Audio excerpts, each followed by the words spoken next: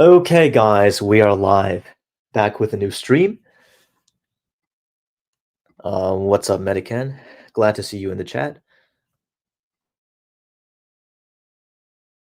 So, Etman23 says live 2 days in a row, Turbo on the grind.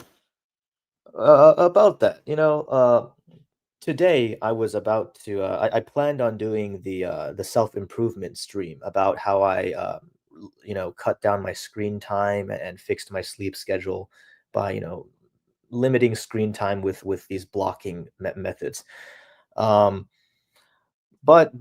because Guidance Vault and I had a conversation yesterday, and there's a lot of thoughts that I want to get off my chest because these ideas are fresh in my mind. So I'm doing this stream about communication skills today, and tomorrow is going to be the stream that I've been procrastinating on for so long, which is that self improvement, screen time stream.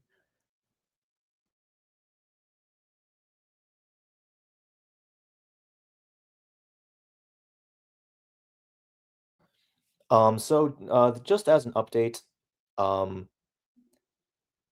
just like this is like a quick self-improvement update though, but lately I've been in withdrawal from weed because I've been like using it every single day, and I ran out of weed to smoke. So I've been feeling like absolute fucking dog shit for the last like a few days. And this morning I was like depressed as fuck. I woke up and I just went right back to bed and I didn't even take my meds. I just didn't want to move. I didn't want to get out of bed. So I ended up taking a different substance, which is an antidepressant that acts on the opioid receptors. And now I feel good. Like because I took that, I went to the gym today and I had a good workout. I actually did more reps and with more weight than I did um, than I expected to. Right. So I guess you could technically say that I was on performance enhancing drugs. Technically, I guess you can say I was on PEDs because I did take a substance that enhances performance. But okay, like let's not we're not glorifying drugs here. So just for a disclaimer for the viewers and for YouTube, moderation, not glorifying drug use. Like I'm only doing this to counteract the withdrawal from quitting weed. And I want to quit weed because it's I've been ruining my life with it over the last several months. Um so yeah, like that's where I'm at on my self-improvement journey right now, quitting substances. Spam Bin says, "Let's go Turbo BP, Chad maxing arc." And I'm in the mood to do the stream right now because of that antidepressant that I took.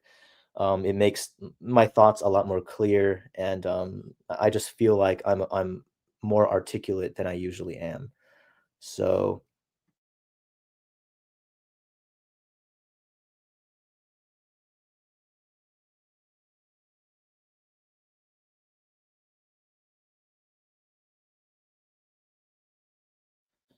all right, guys. So, that's all about the substance shit.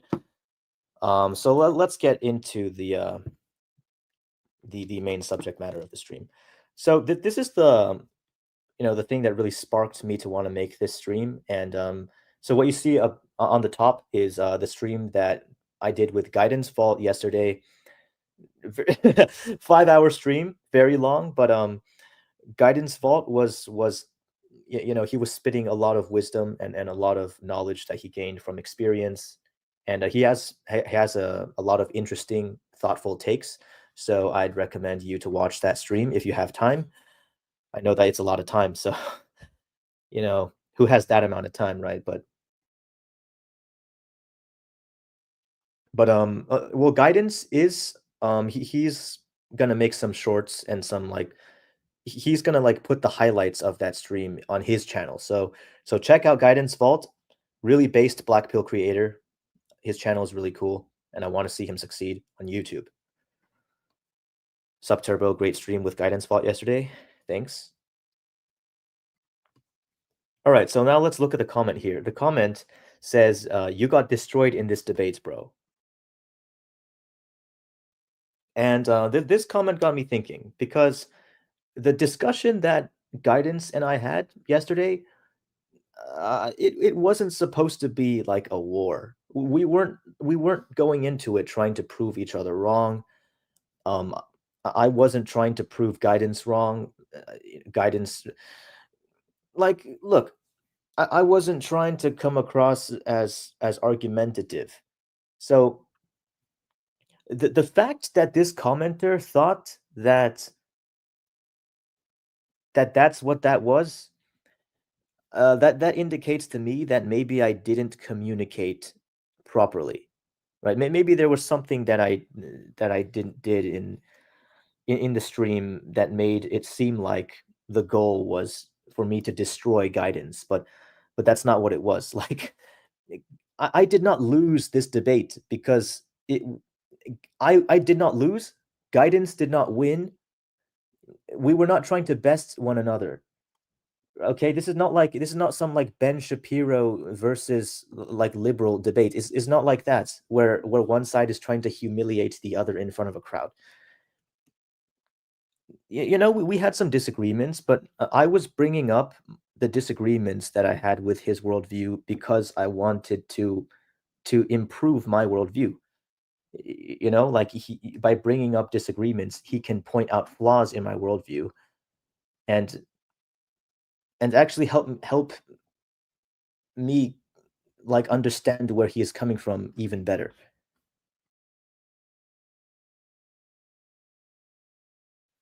Okay, No Name says it wasn't even a debate, and he says it didn't seem like a debate. Okay, that's good. That's reassuring. It's good that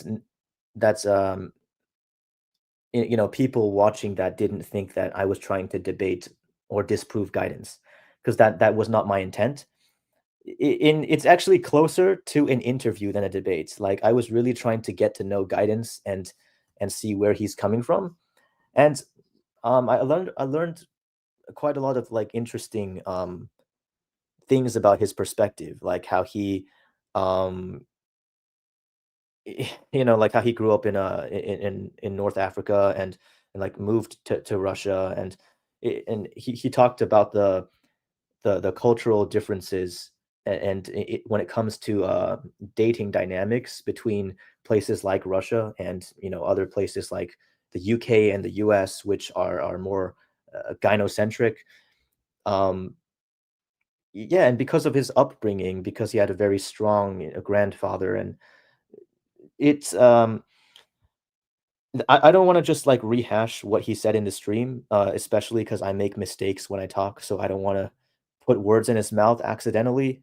Um, but we talked about quite a few things on that stream. We talked about um, like black pill creators and their fear of getting doxxed, like the fear of getting canceled if you're a black pill creator. Like is it really that bad? Is it really that dumb to show your face on YouTube if you make black pill videos? We talked about the future of black pill content, the future of black pill on society, dating dynamics. We talked about some um, things relating to social dynamics. Guidance also gave me some advice. He's older than me and has much more experience than me. Um, we talked about quite a lot of stuff. Um, I have not done this yet, but I'm going to edit the description of the stream to put chapters in it so that people can skip to the parts that are important to them to save time. Um,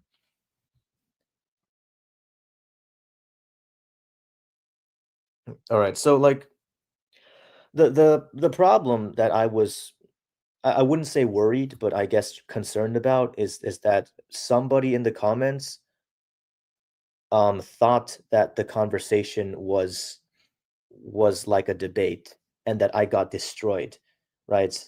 So And I'm not upset about getting destroyed. Like Guidance Vault, he has a lot more experience than me, so I'm really learning from him. Like he is almost mentoring me in this conversation.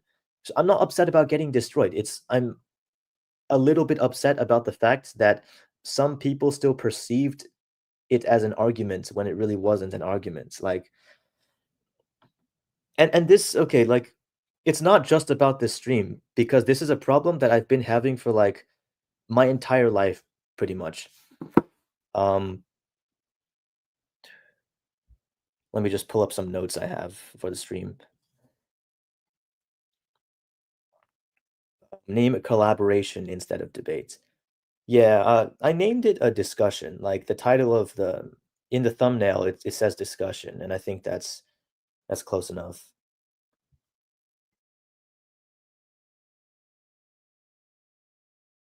Because I mean, a collaboration can mean a lot of things. Like porn stars having sex is a collaboration. So discussion is more accurate. Like that, maybe that was a joke in poor taste. But all right, let's get into it. Hold up, let me just. I'm gonna take a sip of water because my throat's feeling kind of dry right now.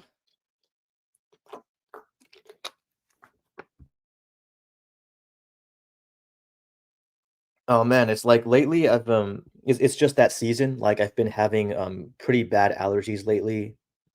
So if you see me like constantly like muting my mic, going silent for a few seconds, it's because I'm like fucking clearing my throat all the time.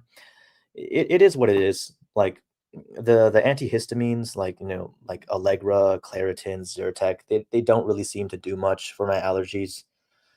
It is what it is, man. But that too, on a side note, that too impacts my social skills because nobody wants to talk to a person who's always like sniffling and sneezing all the time. So allergies are actually a huge social skills black pill that no one really seems to talk about because like I dare say that it makes you socially repulsive and but that's not the topic of the stream. That's for another video. So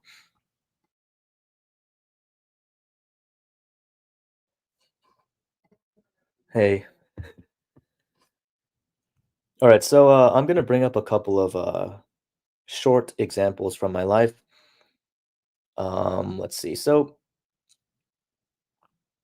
there were in my childhood, like this was when I was like 9, 10 years old. Um, I got in trouble at school a lot, and sometimes when I got in trouble, and my dad would want to have a word with me when I got home from school.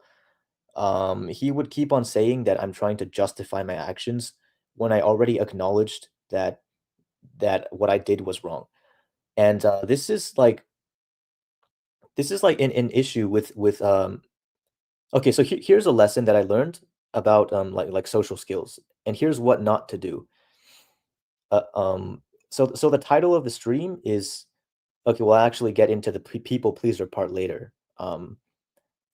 But so this lesson is that you can't change you can't change the subtext of a conversation. Um, okay, how do I put this? Because I don't quite have the social skills to explain this in a succinct way on YouTube, ironically. But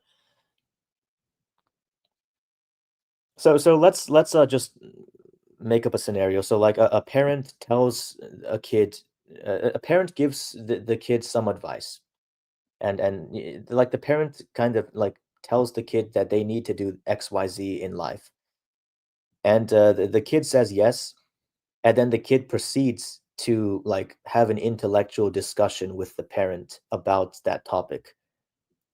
That does not work, and the reason is that when the parents started the conversation, like with the tone of lecturing the kid and telling the kid to do something that they're supposed to do, when the kid then like starts to have that discussion, the parent will only see it as the kid like disrespecting the parent's authority. Um,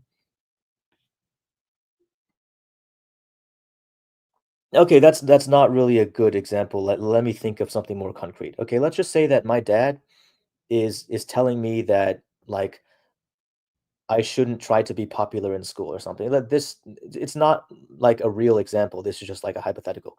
Let's say that he tells me that, oh, popularity doesn't matter. And let's say that I reply to him and I say, okay, you have a point. Like, I trust your experience and everything, but I have some hangups about what you just said. Like, and I'm going to tell him why I think popularity does matter, and some of the things that I'm going through in the social environment that is high school, right? By the way, I'm not in high school anymore. I'm in college right now, if you're wondering. But the problem is with doing that is like what I just did in that example is that my dad started the conversation as like he is mentoring me, and he is advising me, and he's telling me what I'm supposed to do as a parent. And then I decide to instantly change the tone of the conversation into like a balanced intellectual discussion. That doesn't work because it's only like that in my head, right? In my dad's head, I would just be continuing, like in my dad's head, the state of the conversation is still the same way that it started. So anything that I say after that, it's only going to come across as like me disrespecting his authority.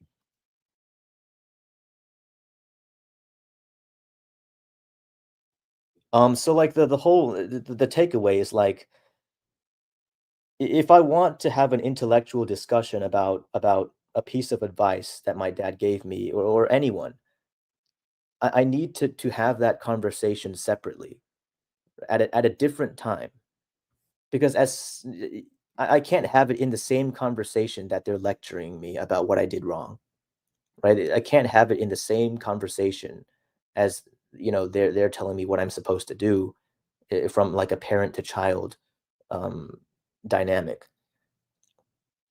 And well, another example of this is that sometimes when I was a kid, my dad would tell me to do something, and I would actually do it. I would say yes, I'll do it. But then right after that, I want to just have like a regular conversation with him about why I should do it. Right. So, but then every time that I did that, he would think that I'm refusing to do it, which makes no sense to me because I literally said at first that I would do it. Like I'm just trying to have a separate discussion about why I should do it, right? But see, that doesn't work because that's just not how neurotypical people talk. Like I think I might not be neurotypical, although I haven't been diagnosed with anything. But if you want to have that intellectual discussion, you got to have it separately from any of that like authority dynamic. Otherwise, it's just going to fuck up the conversation. Because you know most people, they can't just like switch off the fucking dynamic like that. They can't just change the subtext of the conversation instantly. Um,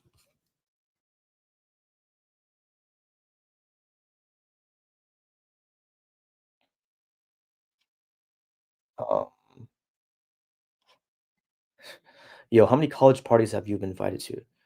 Part I don't know, man. It's like it depends on what you define as a party, but I'm gonna say like any social gathering with like music and alcohol is a party, no matter how small it is. So I don't know, like three. I'm just kidding. We're all cooked. Um, okay, I think if he really knew what he was talking about, or at least willing to be supportive, he'd explain in the sense of proving why other points are wrong and not as though your viewpoints are bad. Um, family feels so brutal. Yeah, like okay, I'm having trouble actually like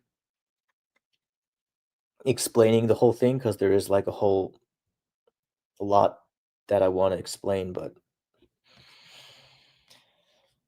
uh, I had a dad growing up who always told me I can't show any attitude, otherwise it'd be disrespectful to him.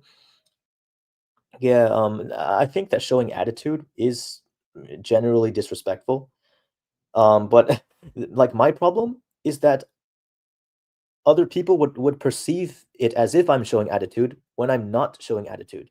When I'm talking to them in a very neutral way. I'm not raising my voice, I'm not insulting them, I'm not doing anything like that, and people would think that I'm showing attitude, even though I'm not. So there clearly is a problem with the way that I'm communicating. And okay, I'm gonna talk more about it and just get through these examples.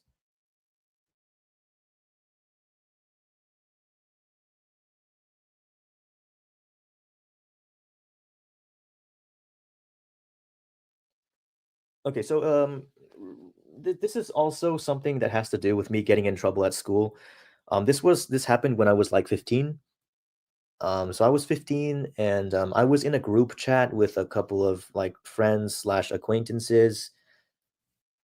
Um, at this time, like I recently got in trouble at school for like doing something fucking stupid. Like I was just acting out, like on my I guess I was just like lashing out because of my like emotional struggles and shit. And so this girl in the group chat, she told me that like when you have a problem, you're not supposed to act out. You're supposed to just like you're supposed to get help, like go to the counselor or go to the teacher, and she's right. Like when you're having issues, like when you're dealing with like resentment or anger, obviously you're supposed to like seek help and not go ER, right? So I agreed with her. When she told me that, I agreed, I said she's right, but then after that, I continued to have an intellectual discussion. So what I said was, "Okay, but here's the caveat with what you said, like, sometimes people with mental health, people who are struggling with their emotional health, it's only natural for them to act out, and, like, think about school shooters, right? It's like, obviously what they do is wrong and it's immoral, but it's also important to have some sympathy for like some it's important to have understanding for like what drives school shooters to do what they do because they're clearly like suffering through a lot of stuff like mentally. So I said something like that, and then like i- she told me that that I was the most stubborn person that she ever met. That is literally what she said in the chat. And like that shocked me because I didn't think that I was being argumentative. Like I already admitted that her point is correct, that you should seek help and you shouldn't lash out. I was just bringing up like a side point, like a caveat about why we should have compassion for people who lash out anyway. But because I did that, she thought that I was arguing against her and she called me stubborn. So, that's like another just another example of why you cannot have an intellectual discussion right after someone gives you advice or calls you out for doing something wrong, because that initial tone of the conversation will only continue and contaminate the rest of the discussion that you're trying to have.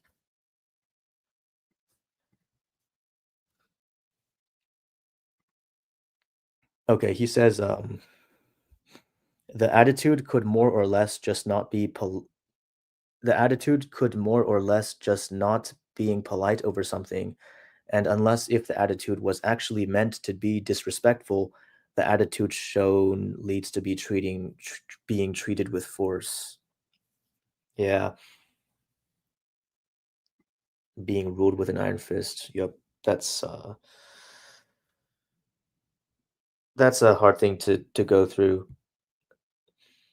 Even in high school, you'd be told to get therapy. Dude, in high school, I needed therapy. I needed therapy far more than I needed it now, man. Like, I should probably go to therapy anyway right now, but, I'm gonna talk about this in a future video on the channel, but when I was in high school, I did a whole bunch of shit that is very, like, mentally unwell behavior, and I actually needed that shit back then. Exactly. I'm sorry, but I have to refresh my brain. This level of people pleasing and psychological guilt has really taken a toll on me.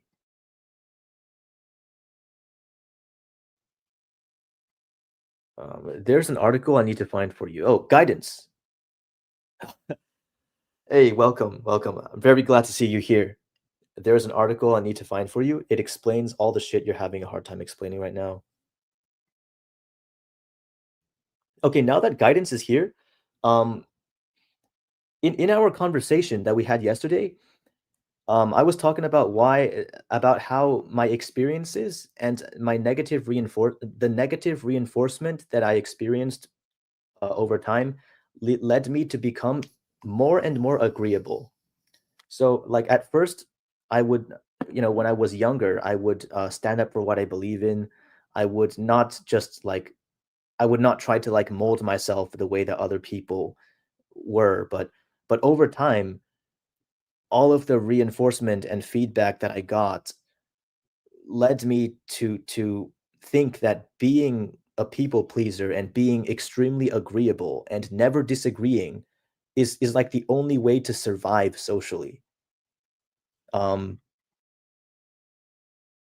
and guidance, I'm not saying that you're wrong when you say like when you talk about the importance of like the masculine mindset, right? And about being confident in yourself and not being afraid to take action, right? And you're absolutely right about that.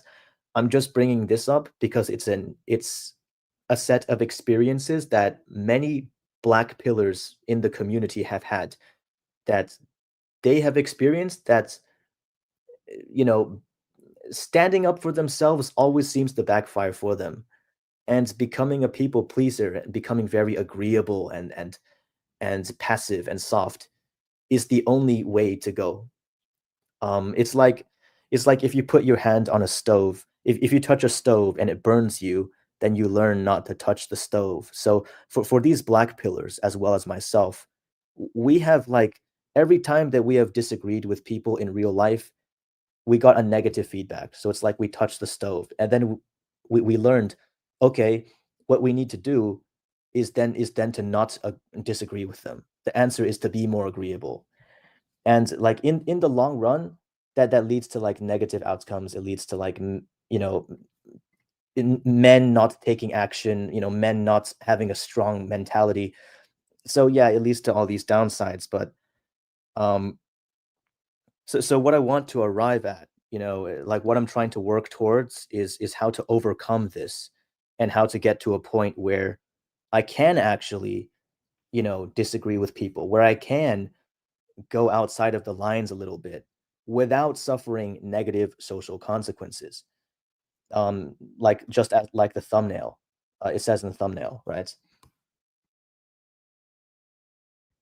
So the title of the video is when you don't know how to disagree properly, how poor social skills turn you into a people pleaser. So the problem with me is that every time I disagreed with people, or I expressed a different point of view with people in real life, somehow I'm doing it wrong. I'm doing it in a way that pushes them away. So then I learn from that the only way forward, the only way that I can not get rejected is by not disagreeing with people. So so because of those poor social skills, I feel like I have no choice but to be a people pleaser. And I can definitely see the problem with being very, very agreeable and being this type of very like soft, passive, agreeable person who like never says no and never pushes back on anything that people say, and just kind of like regurgitates everything else that people say, right? So I want to improve my social skills so that I don't have to be a people pleaser anymore. Krelian says therapy is cope for the unattractive. Not really, dude. I don't agree with that. It can be a cope, but I think that there are lessons that you can take away from it, even if you don't like agree with everything. Like I think that you can take away some good lessons from like things that everybody says. Um, what's your thoughts on Shivaism? Shivaism. This is the first time in my life I've heard of that. I don't have any thoughts on it, but I'm gonna Google it.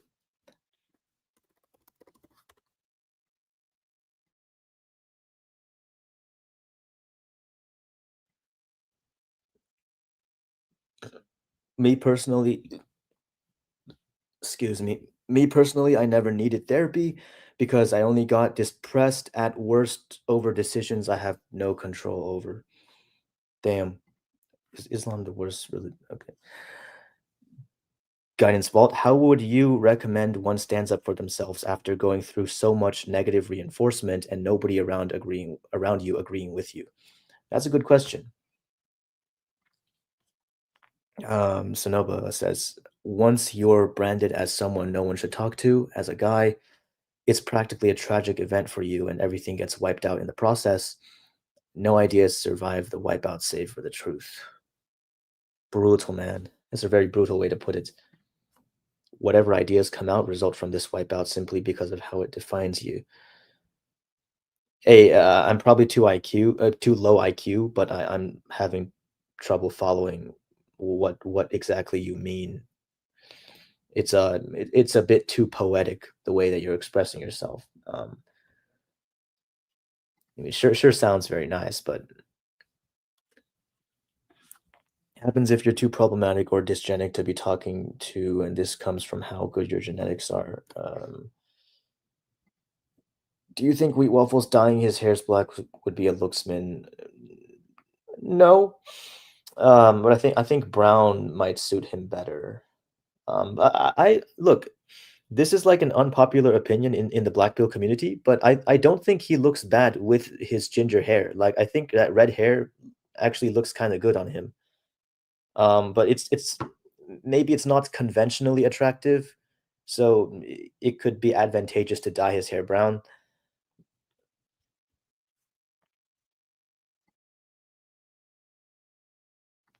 Okay, Guidance Vault says first step would be to autistically learn all the social implications, learn how everything works, what consequences you are getting yourself to face, and act accordingly. Wait, never mind. This requires more explanation. Have you read No More Mr. Nice Guy? No, I have not. But I'm going to put it on my reading list right now.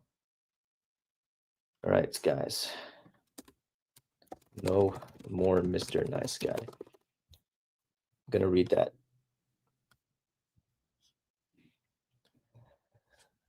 I almost never see people disagreeing on anything other than very shallow topics, so I don't think the thumbnail is true. All right. Um, good that you brought that up right now because I have some anecdotes that I want to bring up that are like important to the topic. So the thumbnail in the thumbnail I wrote that other people seem to be able to disagree with each other without suffering negative social consequences. Whereas every time that I disagree with other people always seem to like me less. And so like there have been times when there was a time when I was like just walking in the park and I walked beside like two people, a man and a woman having a conversation, and they were like, I don't actually remember exactly what it was, but it was actually it sounded like it was something philosophical. So it wasn't really like a shallow topic. Like they weren't just talking about like their favorite color, their favorite like color or their favorite ice cream flavor. Well, obviously disagreeing on those things is not going to give you any social penalty. Like, and I'm not like afraid to disagree on those things. Um, oh, and it's another time. In a previous stream, I mentioned that I, sometimes hang out with this club, it, in my college, this group of Christians, right? So and we have a group chat, and in this group chat, one of the guys said that like he and some other people, so like a group of people in this club, they were just like hanging out, and then they just met someone new, and then they proceeded to have like a deep discussion with him or her about about like Christianity, like individualism, and society, and all of these like topics, right? That are it's like I guess you could say that they're more like intellectual topics. And I wasn't there, so I don't know what really went on, but I doubt that they agreed on everything, right? So they probably disagreed with each other on some things, and they still had a great conversation. They said that it was a great conversation, and it was really cool that they were able to meet this person that they had a deep conversation with, like right off the bat. Um,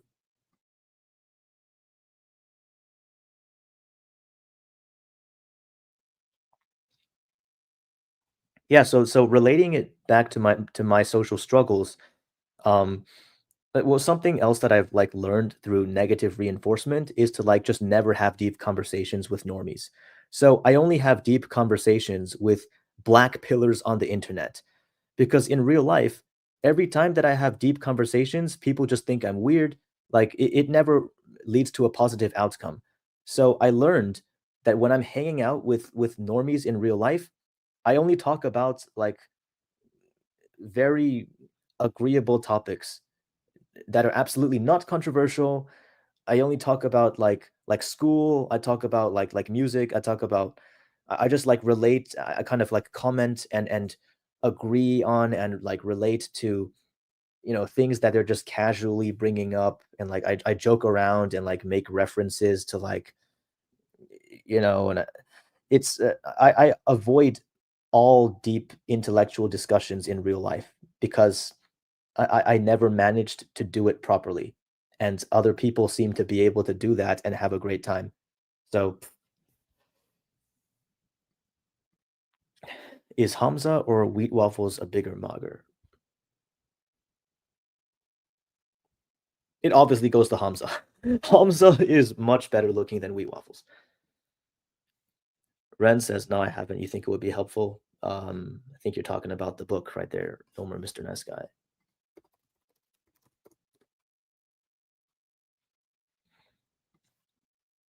Hold up. Haven't would it be? Yo, hey, nice to see you. Yeah, this guy, I am Illusion. He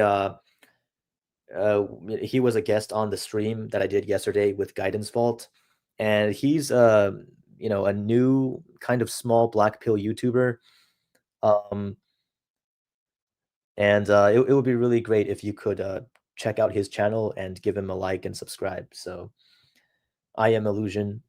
Um, actually, I'm going to let me edit the description because I'm gonna put his channel in the description of the stream so that you can get to it.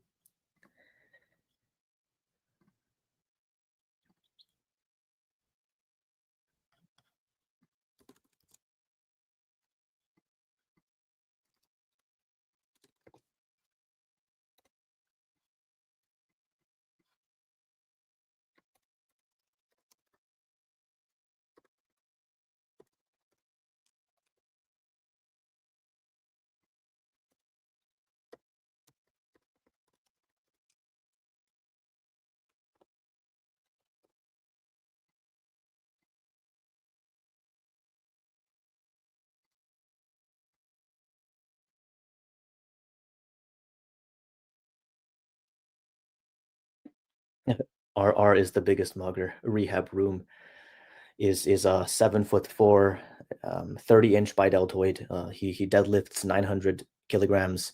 Rehab Room is Terra Chad. He's got a jaw that's weighs more than the average man's skull. He is Chad. He has 10,000 body count. He's the bigger mugger, bro. By the way, I binged your videos in a day. It's over. Think of a wipeout as a nuclear bomb. And explaining an analogy with another analogy, it's like, well, yeah, I guess it's like a nuke to your self concept and social life as a result. I apologize if I might be coming across as dismissive, but we can have this discussion after the stream because right now I'm trying to focus on the stream and I don't want to like clutter my thinking with too many things at once. Yeah, ginger hair on Wheat Waffles is a halo. Wheat Waffles needs to grow his hair dye back. Ginger has bad status. Ooh, that is a point there. Wheat is doing fine. Mugs most of his followers. Jordan Barrett with like you don't need therapy, but you need to understand how to either fix the situations that impact you or learn to work around them. Therapy is just regulation for guys not good looking enough. Hmm. Interesting take there. I agree. But I don't, well, you know, like good looking people have their own problems. As blue pills as it sounds, good looking people don't have the problems that ugly people have, but they have their own problems and they might need therapy for those problems. Like you know, like how women with high body counts, like they have slept with a lot of men, and some of them feel a certain way about it, and it impacts their emotional health and self esteem. You know, because they've like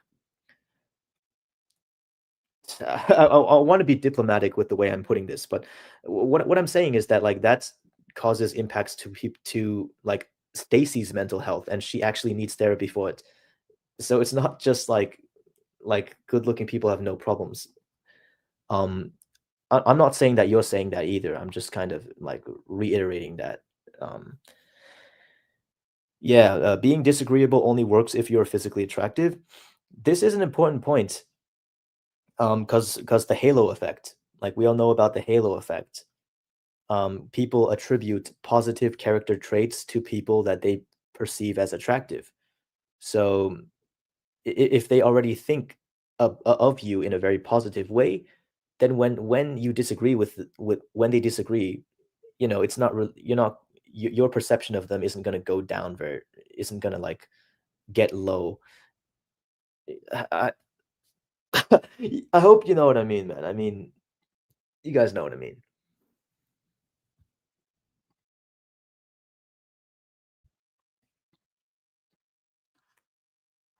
A real social skill involves you making use of knowing everyone has the innate reflex of deciding if someone is worth liking or tolerating within 13 milliseconds of looking at a face. Even guys are guilty of this as well. Wheat waffles take raw. Um, oh man, it is. I'm ND, so it is already over for socialization. Terrible BP. Yeah. Um.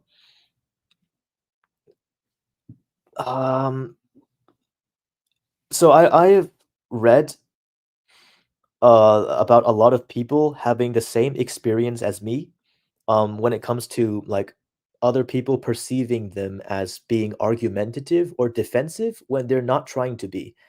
And I read about these experiences on the autism subreddit. So this seems to be a problem that's common among ND people. Uh, I tried having BP conversations with liberals on the internet. I never go too far safe or genuine black pills, but I keep getting outed as the I word. Yeah, discussing BP is yeah, I mean, most people have a very negative perception of the concept of incels. Palm's not better looking than Wee Waffles Cup. Social skills genetic to an extent, yeah, because neurodivergence like autism has like genetic factors. I thought you would choose waffle. Oh yeah, also like introversion and extroversion, like these personality traits are also inheritable. So yeah, thanks for the shout out, Turbo. No problem. If I try blackpilling people or talking about the consequences of liberalism online, I get outed as an I word. Yeah, dude. Like if when I talk about stuff like that online, I get banned from the subreddit.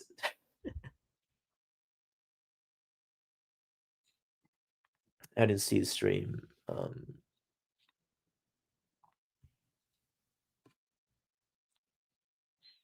I also feel like if NTs would disagree on something deep, they're usually not tolerant enough to tolerate each other. Hmm, interesting take there. I think I could be friends with both a Nazi and a commie despite completely disagreeing on fundamental values, but they would probably not be able to stand each other for more than a second. Okay, um, this is like an anecdote observation that I have. Like normies, the so-called normies, they are very non-compartmentalized in their thinking and in the way that they approach life, right? So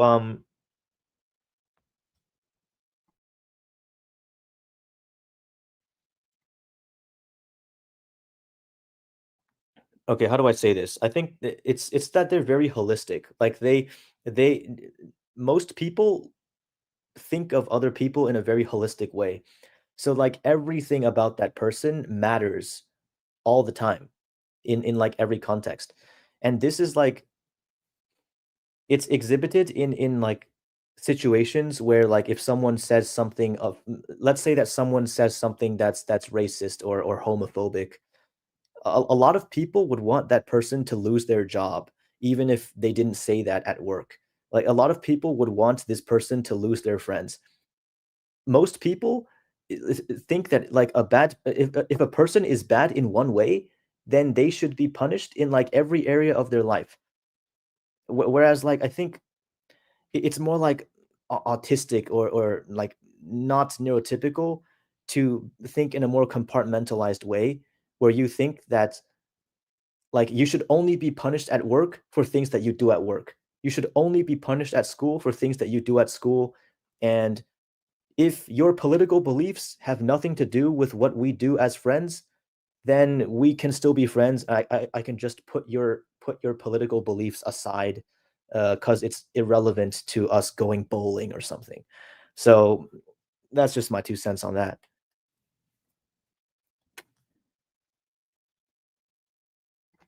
Therapists are blue pill study cell. Turbo BP, if you just want to skip to where I mentioned Hamza, I'm unsure about deleting my chats since they don't seem to be popping up continuously on the side. What? Oh, okay, let's see. So he m- said something about Hamza later on, or brutal. Never tried to. Wait, where did he mention Hamza? Where did he mention Hamza, bro? Um, where's the comment that he's talking about? Bro, I have no idea, man.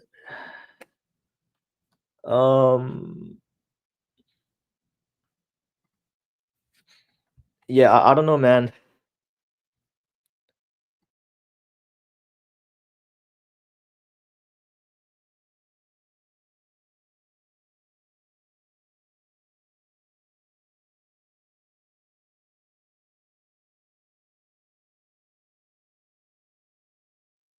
Yeah, this one you're talking about.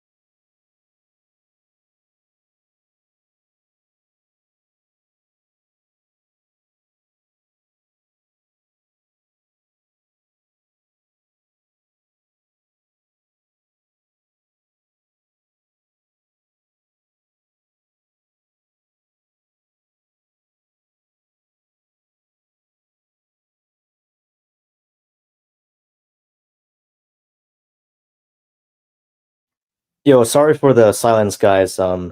I hope that not too many viewers drop off, but uh, no, the stream was not lagging. I was just looking at something else. I was on Discord. Um, I actually got to use the bathroom real quick, so I'm gonna take a few minutes, guys.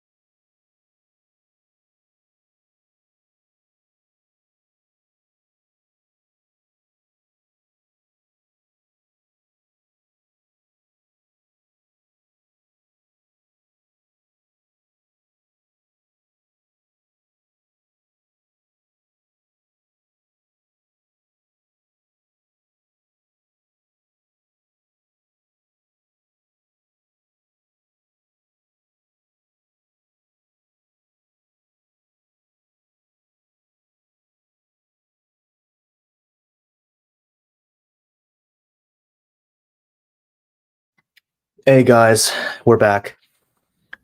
Is bro edging, edge maxing in a stream? Yeah, I just went to the bathroom, bro. Okay, so here's something that I want to say. No, Doctor Tenma. Okay, I'm gonna look them up. Tenma. Oh, I thought that this was like a psychologist or something that was gonna help me with social skills, but it's an anime character, which is that's pretty cool. That's actually kind of cool. Um,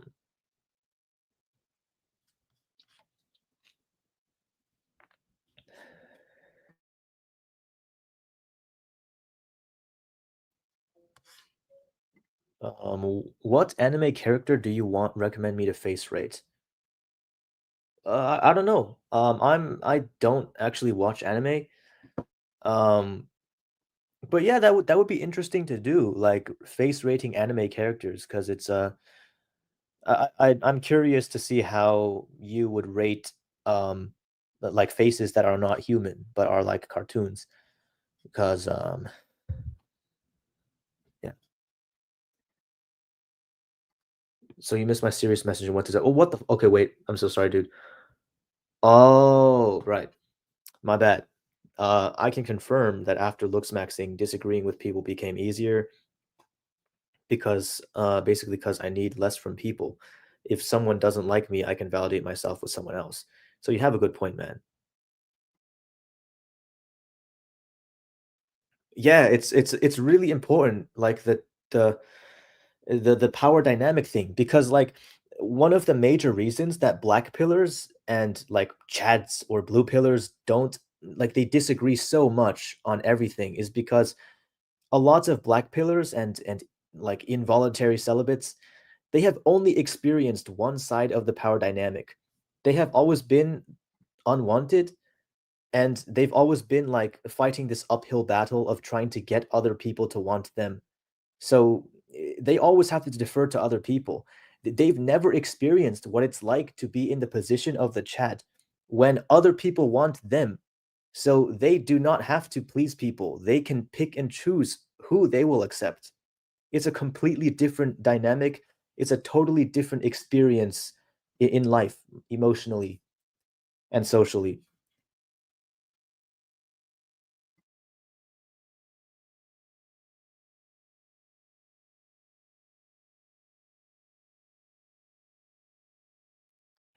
Krellian says people just respect what you have to say more when you're better looking.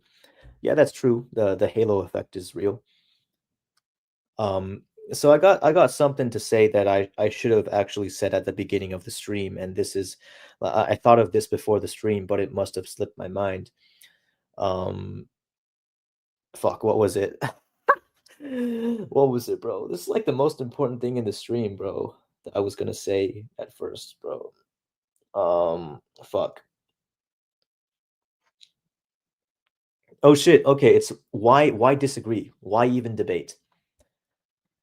So this some people, and this is true in some contexts, like in a debate tournament, but some people see debating as like you're trying to destroy the opponent. You're trying to prove them wrong and make them look stupid. And that is a form of debate that it's like on stage, or there's a time and place for that. But the way that I debate is not about that, right? So I'm not trying to destroy guidance or prove him wrong. Um, why do I disagree? Well, the reason I disagree is not to the reason. This is the key thing. Like the reason I disagree with people is not so I can persuade them. It's actually to help them persuade me. So an analogy would be like if someone wants to sell me a product, let's say that someone wants to sell me a watch. Um, like I'm gonna have these objections in my mind, like, oh, what if it's a scam? What if what if the watch stops working? Like, how reliable is it? What if the time of the watch gets out of sync? Oh, what if the watch is uncomfortable to wear? Right? As a customer who's looking to buy a watch, I have all of these potential objections in my head. And and if I bring them up to the person who's selling the watch, it's not because I'm saying that the watch is shit. Like, "Oh, your watch is fucking shit. I'm never gonna buy the watch." That's not why I'm bringing this up. Like, I'm bringing up these objections that sound like criticism of the product so that the seller can address them and say, okay, no, the watch actually is reliable because it has XYZ feature. Oh, it's actually it's got internet connectivity, so it like adjusts the time. It has like a quartz fucking like time thing, right? So the guy selling me the watch, if the watch is actually good, he can take down all of these objections and prove to me that the watch is really good. And because of this, I would actually be willing to pay a higher price for the watch. So you see, like me bringing up all of the disagreements I have and all of the criticisms, it's not to like piss on people. It's to actually, it's literally to help them convince me. It's actually helping them, right? But I have a lot of trouble getting this across to people when I talk to them, because every time I disagree with them, every time I bring up like potential caveats or criticisms, they just think that that I'm just being argumentative, that I'm just being stubborn, or that I'm just being defensive. When in reality, I'm actually completely open to accepting their point of view, and I'm only bringing up my disagreements to better foster that, like to even better understand their point of view. Like, you see what I mean? Like, this is the issue that I'm having.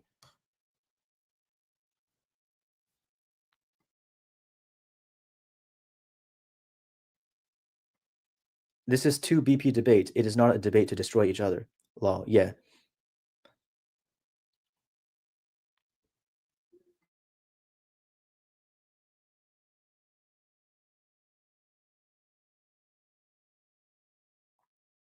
And like, here's the thing about advice. Is like sometimes people with more experience than me in life might give me advice, and I might bring up some disagreements I have, right? And is it because I'm disrespecting them, or is it because I just don't want to change? No, it's actually because I want to help them make me take their advice better. Because if I bring up all of the objections I have to their advice, and then they can, like, maybe what I'm saying is flawed. Maybe what I believe has problems with it. And if I tell them this, if I be honest about why I disagree with them, then they can explain to me the flaws in my worldview. And maybe they can prove me wrong. And if they do prove me wrong, if they actually convince me that that what they're saying is true, then I would follow their advice a lot better, right? I would be a lot more motivated to follow their advice. And it's much better to I think that it's a lot better to be honest about disagreeing rather than just pretending to agree just to be agreeable. Like, if I act like I agree with someone's advice when I don't, like am I actually going to follow that advice? That's the question, because I might not be very motivated to follow the advice if I'm not sure that it's legit. So I want to bring up these disagreements so that then they can convince me that it is really legit. And if they do that, I will follow the advice a lot more. But that's not how it comes across. How it comes across is that I'm just like shutting them down or something.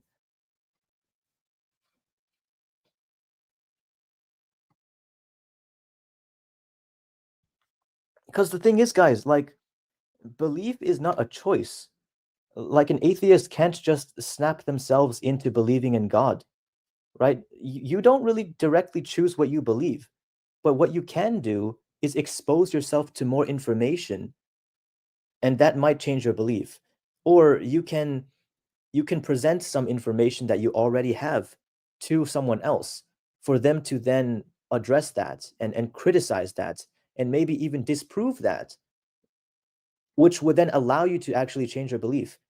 Because, like, if I keep all of my existing disagreements in my head, then I'm never going to be convinced. Like, people can never convince me if I just like keep my mouth shut and just pretend to agree. I don't want to pretend to agree. I want to actually be convinced.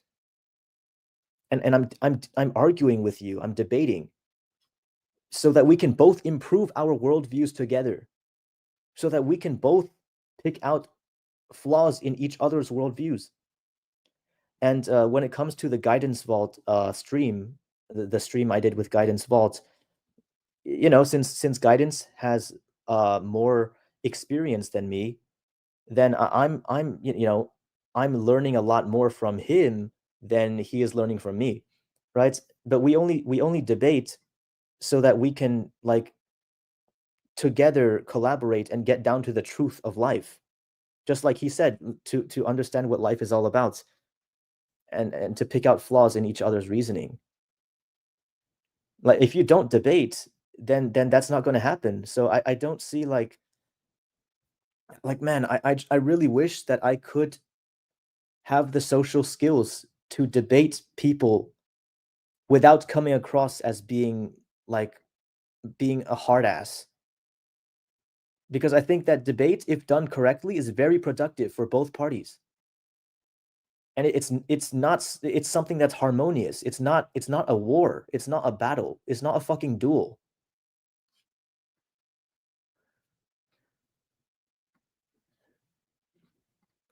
Guidance says, yeah, what the fuck? You got destroyed. We basically agreed on everything. Yeah. Yeah, that's what I think. Like we agreed more than we disagreed. Like I don't see how I got destroyed, but okay, yeah. Perhaps this comment is just like a one-off. It's not like it doesn't represent the majority consensus on how the stream went.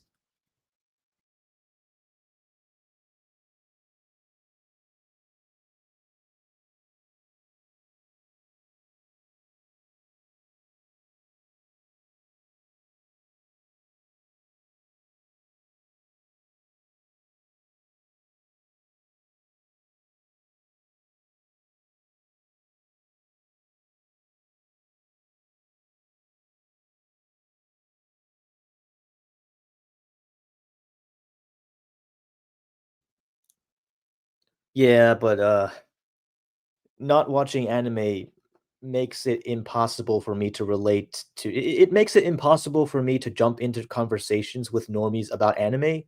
Anime is something that a lot of people in real life, a lot of young people seem to talk about, and I have no idea what they're talking about. So it's not a social advantage. Maybe it's an advantage when it comes to like time management, productivity, because you're not wasting not necessarily a waste.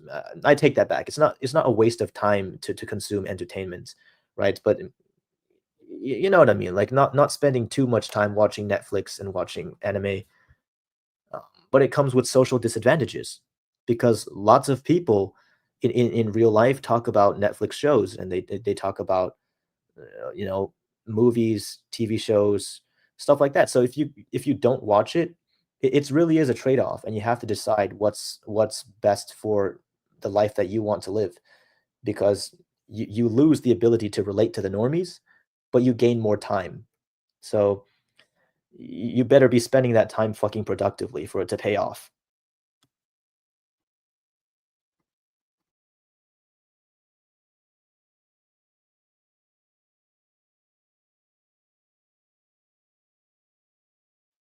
People say that BP are stubborn and not willing to change is dumb because we are BP. We are BP because we are open-minded to new ideas. Perhaps.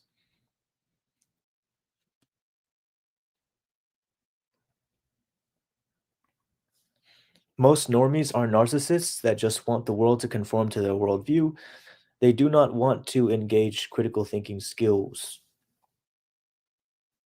Yeah, I think that plays out to a large part.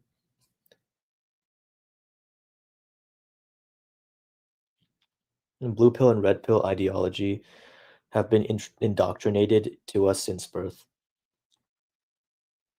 Not gonna lie, I had a liberal tell me they not only disagree with something I said about SMV, but also said I have to educate myself on trans topics and how she is not obligated to write a Bible on trans topics. The liberal described herself as a girl failure, funny enough. Dang. Debating could go wrong if you don't have the right clarity or strategy to get across some point in the debate. Then you'll have people thinking you're stupid. Yeah. It's more taboo in liberal spaces compared to activities and ideas. It's more common amongst athletes or gym goers, I think.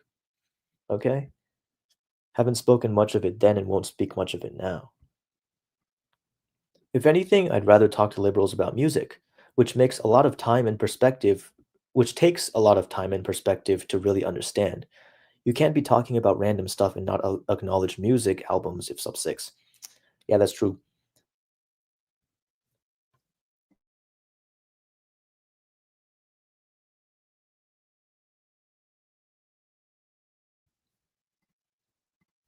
Hmm. Guidance Vault says, the first time I watched the BP, it was referred to me as something to make fun of. But I listened and got convinced. It doesn't go like that for most people.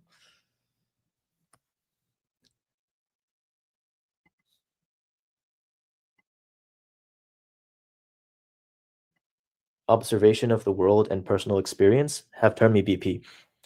Yeah, another important point because a lot of like people who disagree with the black pill, like blue pillars and red pillars, they put out this notion that black pillars believe in the black pill because they don't go outside, because they get their beliefs from the internet. But it can't be further from the truth because black pillars believe what they believe primarily because of what they see in what they have experienced in their own lives, not because of internet videos.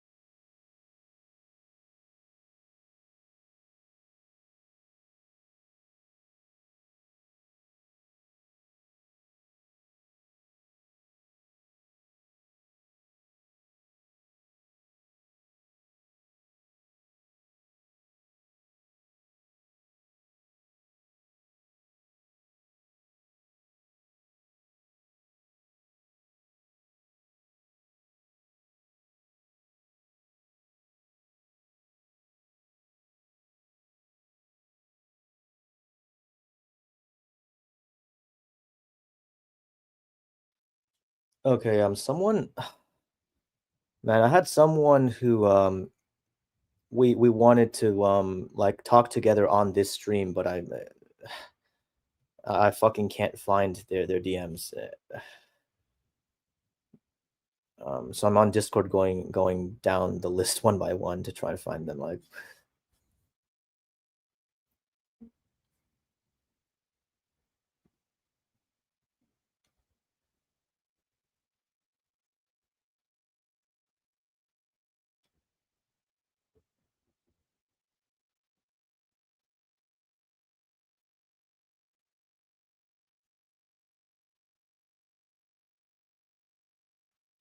bro, where the fuck is it? There was this guy that, dude, I was gonna have him on the stream. Oh, right, right, right. Oh shit, found him.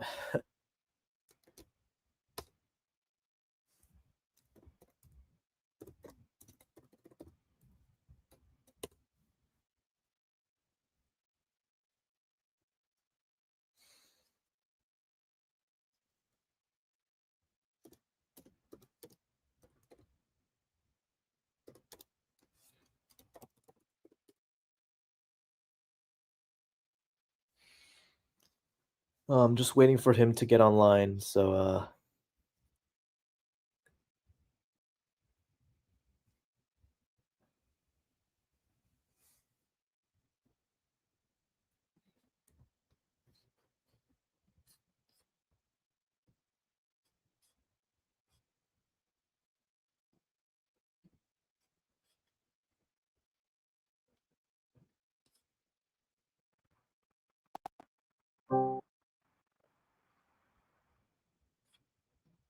Hey yo, are you there? Yo, so I sent you the link to the StreamYard. You want to join? All right, let's do it.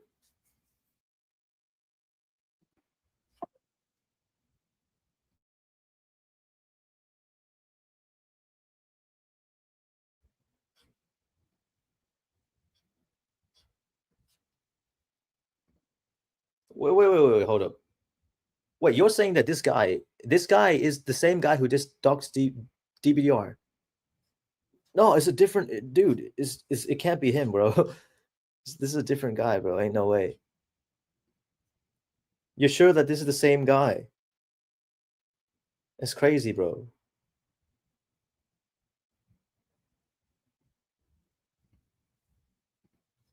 You doxed DBDR? What the heck, bro? Hey, Cat. So glad to see you in this stream. I didn't dox DBR. Like honestly, I really haven't looked into it very much. I don't really know what happened. But this I'll say, like doxing is a very bad thing to do. So I totally disavow anyone who doxes anyone.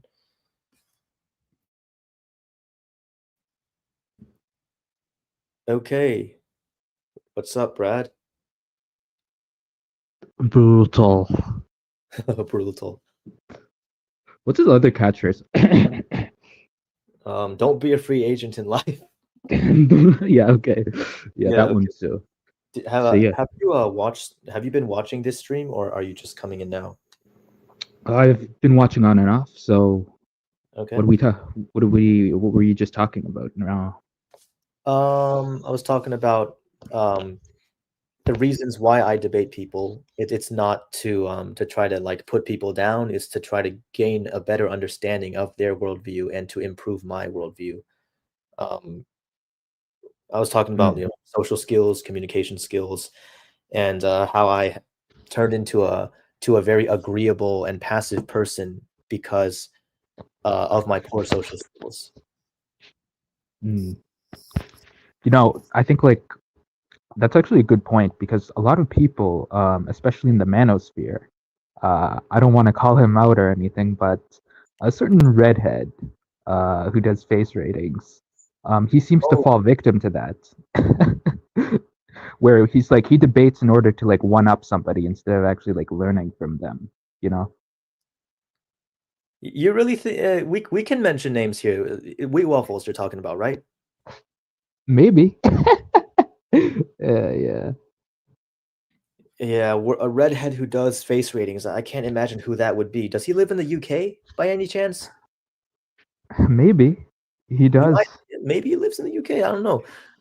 You really think that he debates people to put them down? I don't think so. I mean, no, not to put them down, but it's sort of like to one up them. Like it's sort No. of like to say, "Oh, black pillars win this round." Oh, Can you like get into some specifics about like why you think that? okay. He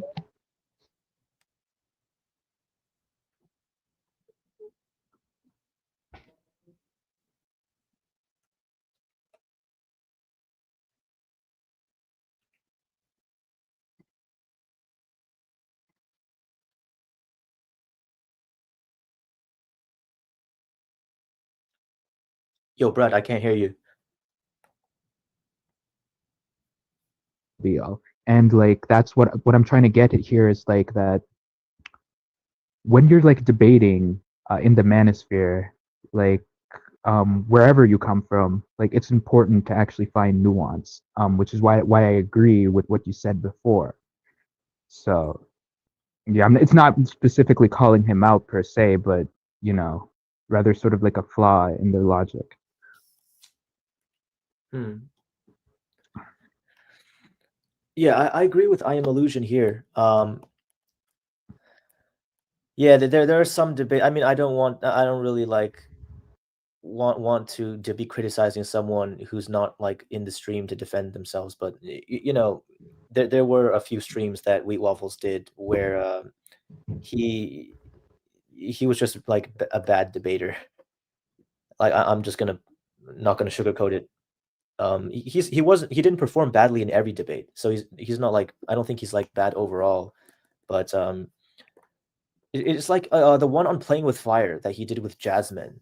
It's Mm. just, bro, come on, man.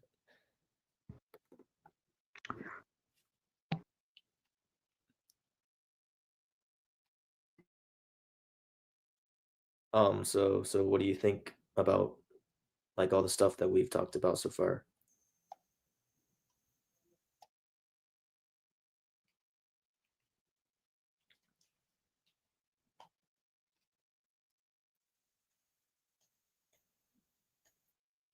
Hello?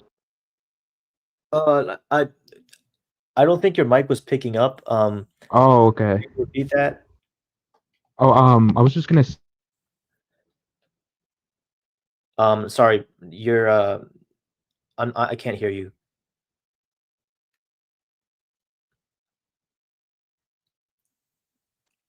The reason why, like, I think like Wheat Waffles had the upper hand on that debate with Playing with Fire is because like he actually like recognizes like the importance of like looks.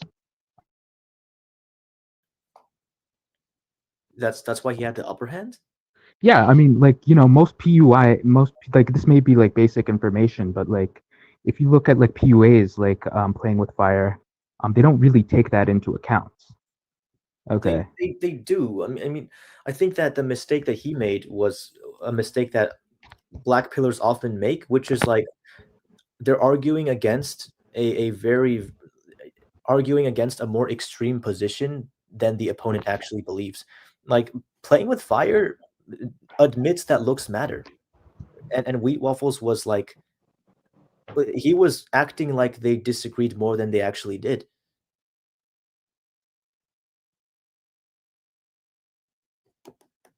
Okay.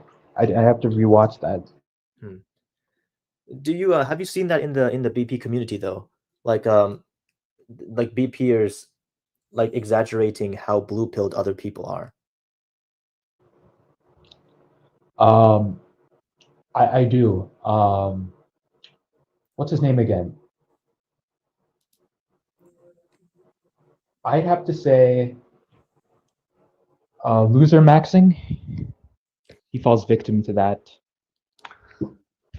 most of the time. Like he doesn't really realize how like maybe like if like you're the quiet dude who's just like sitting in the corner, you won't be able to have like a grasp on how people actually like you know how they communicate, like their dating prospects and whatnot. Yeah. But I can't really like you see like black pillars. We can't really speak on that because we haven't really experienced like we don't really have the average like normie experience.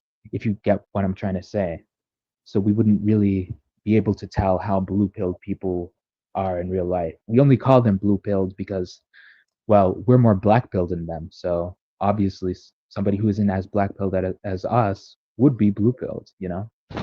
Yeah.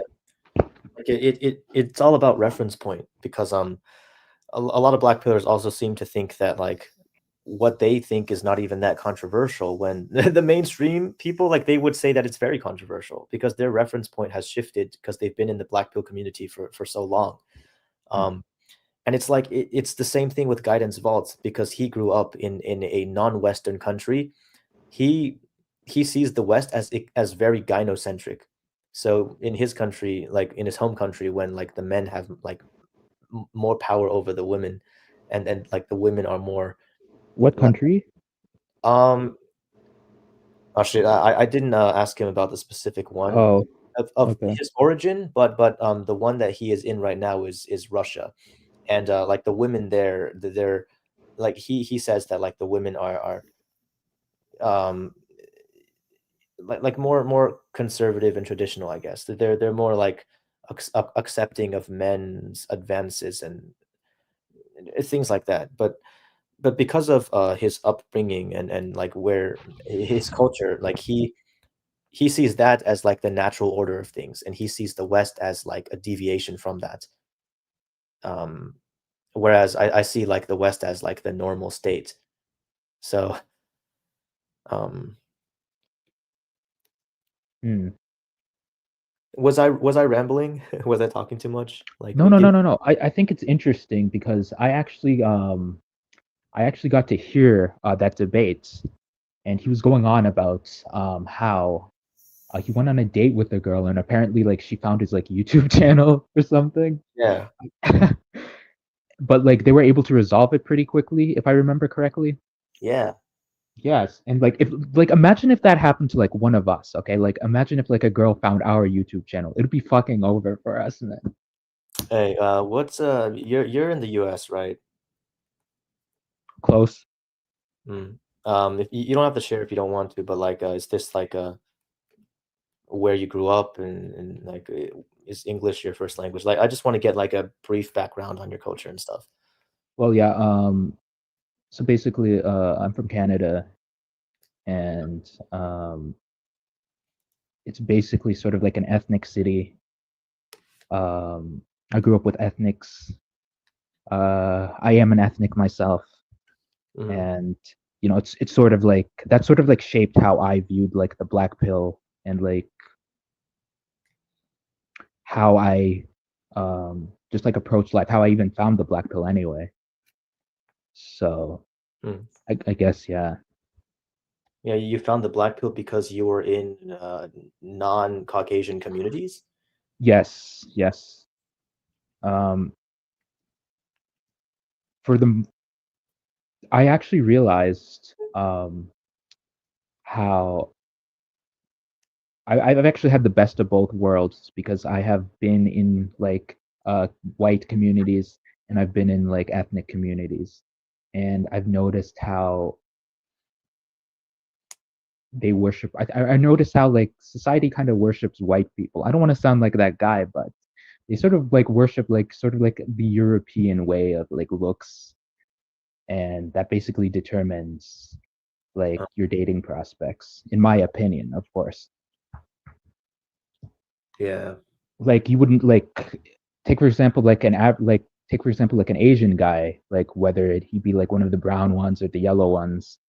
If he's probably going to struggle more in like sort of like wider areas, especially here in the West, than he would sort of like in more, dare I say, diverse places. Yeah. And that sort of like brought me to the black pill, and Hmm. yeah.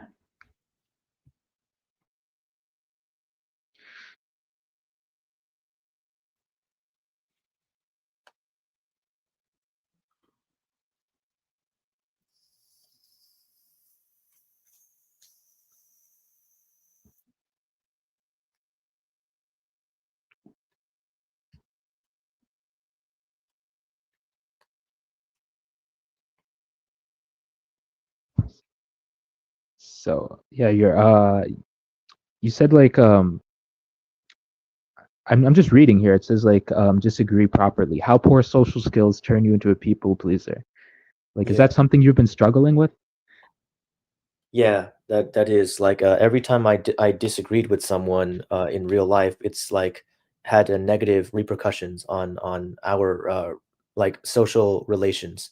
So it's like every time I do that, it's like I touch the hot stove and my brain learns to not touch the hot stove. So I just learned to like never disagree with anyone. Just always like be very agreeable and like you know like that. Because I was never able to disagree in a socially calibrated way. Can you like give an example of a convo, Um, if that's possible, or you know? I really can't. Um, oh man, I don't have any specifics on this, bro. It's like, yeah, this is also a big struggle of mine that I struggle to access my memory to come up with like specific instances of the general things I'm saying. Mm. Uh, Okay, well, like I'll give you a hypothetical. What if somebody said that they liked sort of like a TV show or a movie? You guys were talking about it, but hmm. you hated it secretly. Would you tell them that you hated it or no? Especially, let's say if it's a girl telling you this. Um, no, but only because I don't have any shows that I actually like. So as like a tell me if you agree or disagree with this. This is like a social rule of thumb I follow that if I'm gonna say I hate something, I have to have something else lined up that I like.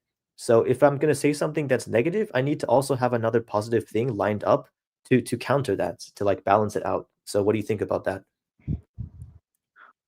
I mean, you don't really need to do that.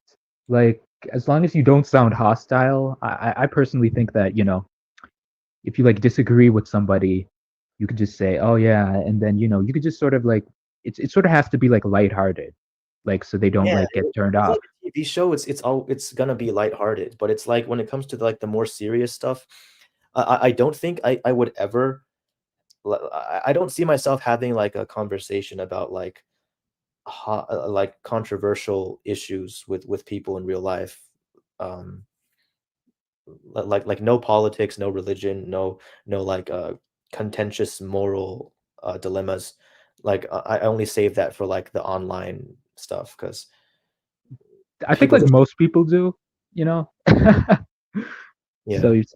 that's pretty normal, I guess. Yeah.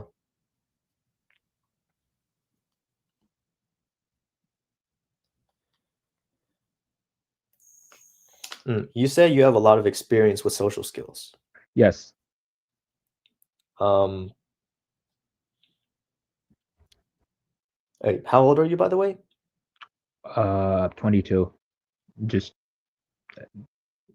hmm yeah. how did you gain a lot of experience with social skills? So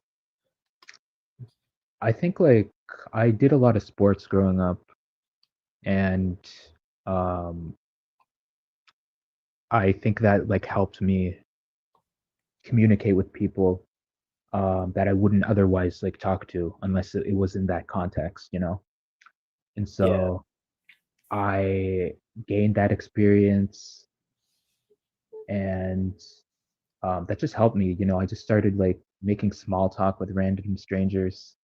Although, like, I still am pretty awkward when I speak, but I think like that's kind of what makes me like unique whenever I talk to somebody. It kind of makes me stand out. Um, Yeah.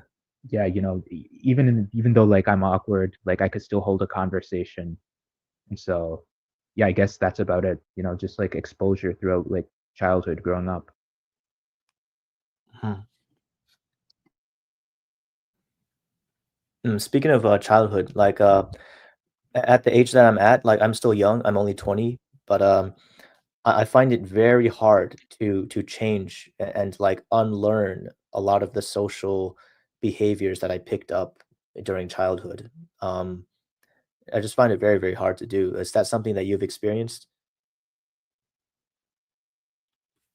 I mean, I'd say so. Um, I think it I think it has to do with like being disciplined, like sort of like how you were raised per se. Uh-huh. Like you wouldn't like fight somebody, I guess. Like if they made you mad, you sort of have that restraint sort of. Like other people don't. That's just an example. So I guess it's sort of like the behaviors you are sort of like conditioned by your parents to follow. Mm. I agree with what the YouTuber Thinking Ape said about this. He says like the peer environment has a much heavier influence on how you get socialized than the parental environment. Um, so I find myself like very, very socially like different from my parents. And most of these like behaviors I picked up in like elementary, middle, and high school, just kind of picking up the way that other people around me talked. Um, so Mm. it's the peer environment very much overrode the parental conditioning for me.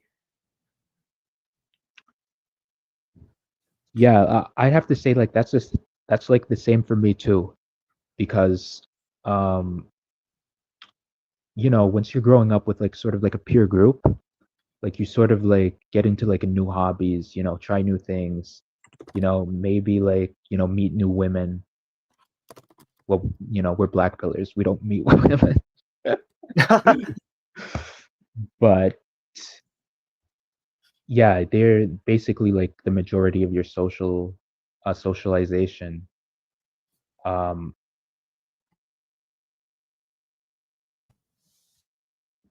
I'd say like, like I think like parents from our generation, they are sort of like a bit more lax. I'm not speaking for everyone, but like that sort of like enables your friend group to sort of have like a bigger influence on your life. Yeah. And especially, with the internet, um, you know, a bunch of like an iPad baby can be like fucking like talking to five of his friends um like every night, compared to like, I don't know, some dude who grew up in the 80s who could only like call like one of his friends like at a time. Yeah, for sure. Yeah. All right. I am Illusion is joining the stream with us. So, hi, Yo, I'm. I want to give a personal experience about like socialization and like DP, right? You talk about like getting deep into like conversation, like, but then like due to Normie being like pretty close-minded and also very difficult to get along if you like, So you talk about pleasing, right? I want to tell you about one thing. So okay, I I did once like advocate about like DP, share my DP knowledge to like a friend, like a so-called friend. Okay, I'm gonna give context about that friend. So that friend is like pretty, I'll say, a jester maxer, one of those jester maxer in school, like one of those popular kids. And after I tell him about like DP knowledge, right? Cause like I told him about like about he asked me for a face rating, right? Cause like he is a bit into like self improvement stuff, like into that gym, but usually one of those neurotypical like self improvement type of thing that you see in normies. But I told him about his face rating. I give him a like below average rating. Honestly, like I'm gonna be objective, and he was like pretty pissed that I give him that low of a rating. Cause I mean, even if I didn't even give him a rating, he can just see his like dating life in his soul. I mean, like first of all, he can I even say on stream? I don't know. SA and SH that along that keyword, if you guys know. But yeah, he did that to a and dude, I tell you one thing about that guy, about that like gesture maxer sub 5 guy. So he got like a crush on a girl, right? And dude, he confessed to her, and then like basically the girl like just blocked him. But guys, guess what he did afterwards? What did he do? Just take a guess. After he got rejected, like actual block. Not even the. I mean, it's good that the girl even tried to play. The girl didn't even try to play with the guy or like lure him. But the girl immediately just like block him after the confession. Not immediate, but like quite quickly after his confession. But guess what he did? He went ER? No. He's a Bruh. gesture maxer, a normie gesture maxer. He confessed to her the second time, bro. Uh, He saved up money, dude. So basically, that's what he did. He saved up like 6 months worth of money, right? Just to like plan all the gift and like doing the okay. I tell you, this context was like the last year of school, where like before we all like graduate. So like the last year of school, he go up to her, pass her the gift, and then like basically go confess to her again.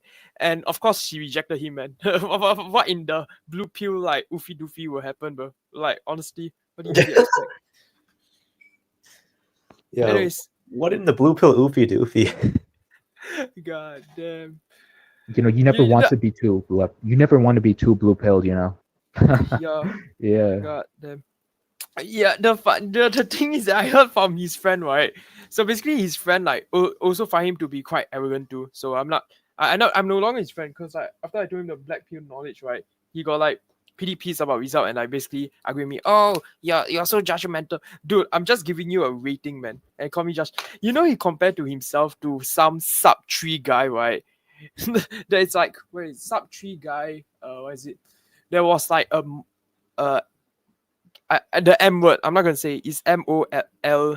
Yeah, you can find out. Sub SA. I say yeah SA. So man, bro, if you're too blue pill, you actually become more worse than like ER, bro. People compare like DP with like how say oh ER, but that's such a straw man argument, bro. I like honestly speaking, blue pill is way worse than being like black pill. Way worse for especially for those like in the rig, cause like if you think in like blue pill ideology, they believe that will be the one, right? That's what most blue piller believe in until they hear about hypergamy.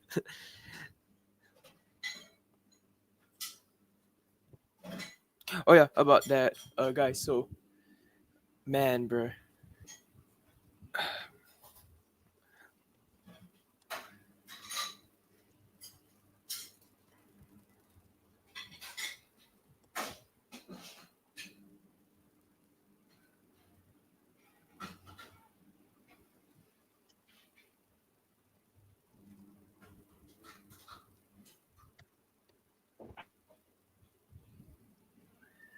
Do you guys at one point believe in soulmate theory or not?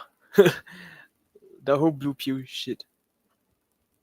I'm not sure, man, but I don't think I ever did. Never did. Not one of those like Disney. You never watched those Disney show. I mean, like, I don't know, man. How about you, Brett? Do you ever like at one point in your life believe in like The blue pill? no, more like soulmate theory where you believe that will be the one for you? I don't know. I never really thought like that. So, um, I don't know. That always seemed kind of like stupid to me because like I don't know. Dude, in my region, right, where I live in, dude, a lot of people believe in that theory, bro. It's actually insanity, bro. Holy, bro. Even a lot of, right, most people I say in my region are like either super blue pill or like purple pill, man. Uh-huh.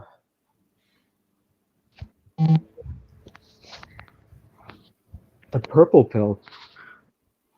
Yeah, basically a mix of red and like blue pill. You believe in self improvement, but like you still believe, you know, the blue pill shit. Like just be confident, all that. No, your looks are your confidence, man. Real. You know, like No, no, no. Yeah. Oh, go ahead, sorry. Oh, your you know clavicle. Wait, clavicle, like the shoulder, right? That is your confidence, bro. Like how long Yeah. it is. Height. Yeah. Turbo. And Continue. Yeah. what I was gonna say is like a red pill. Um, I don't like how a lot of like the term red pill has been so misappropriated because we think that red pill is just like going to the gym or approaching girls with a pickup line, but red pill is so much more than that. Like back in like the 2010s, what red pill was all about is like it's all about like you know the theory of like these intersexual dynamics basically. It's like you know like Rollo Tomasi's book The Rational Male and you know like talking about female psychology versus male psychology, like stuff like that. It is like actually sophisticated, and I think that black pillars are being really uncharitable to that when they just chalk it off as oh red pills just go to the gym, bro, because that's not all that it is. You know, this. I think like I know what you're saying. This is like sort of like the post Andrew Tate sort of like era. I would say But Andrew Tate is yeah, but he pretty popular. Yeah, he did popularize it a lot, but like more like I say more of those pickup artists, man. Honestly, man. Like especially those that sell courses and shit. I mean, I did that happen way before Andrew do. I To mean, be honest, internet wasn't a thing pre-COVID, like that popular. Only after COVID, and it was like, you know, everyone is now stuck on the internet. Not really, more like access to the internet. You know what I mean? Yeah. Yeah. Oh, like I just want to add on to like what I just said because I think that like ironically maybe I mischaracterized the black pill, the red pill as well, because I forgot to mention one thing. It's like when it's also about like the have you heard of the term like gynocentric social order? yeah. Yeah, so like red pill, like as it originally was, also was about like waking up to like and seeing how like Western society is actually gynocentric, as opposed to what like the blue pilled mainstream says it's patriarchal, whereas like red pill is like waking up and seeing that it isn't actually that, but it's actually gynocentric. So, but that's neither here nor there. That's a different thing. I'm just saying, putting that out there. Red pill is really diverse, really super diverse, man. Yeah. It's like its own political spectrum, man. Like far left and far right, bro. So what would a far left black pillar believe and a far right black pillar believe? Oh, you Yeah, oh red pill. wait pill, yeah. Okay, I think I explained my one of my pill. Okay, okay. So far left of red pill will be like close to purple pill, where you believe like how to say everything that you say or do, your like interaction with girls matters, right? And like looks doesn't matter. Basically, pick up artists. That's what I call like really left red pill. The central red pill is like, just go to a gym, like bro type. I mean, like I don't have anything against like the central like red pill, because it's like I can see some of it, a lot of it being right though. Like it's mostly about self improvement on a central or red pill, but the far like right red pill is where we are getting close to DP shit. Like I think the good example of a guy that is like far right of red pill is like X Pillars, where he's like into like looks maxing shit. He's not, I don't think he's a black pillar himself, but he's pretty close because of how he regard looks and lookism. Yeah.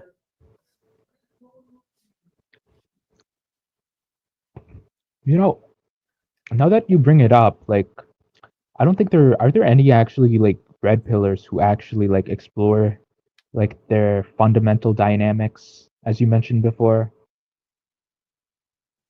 Um. Well, I know the OG like Rollo Tomasi. I really haven't been watching Red Pill for like last time I actually like watched Red Pill regularly was like many years ago. So I haven't been keeping up with it as of late.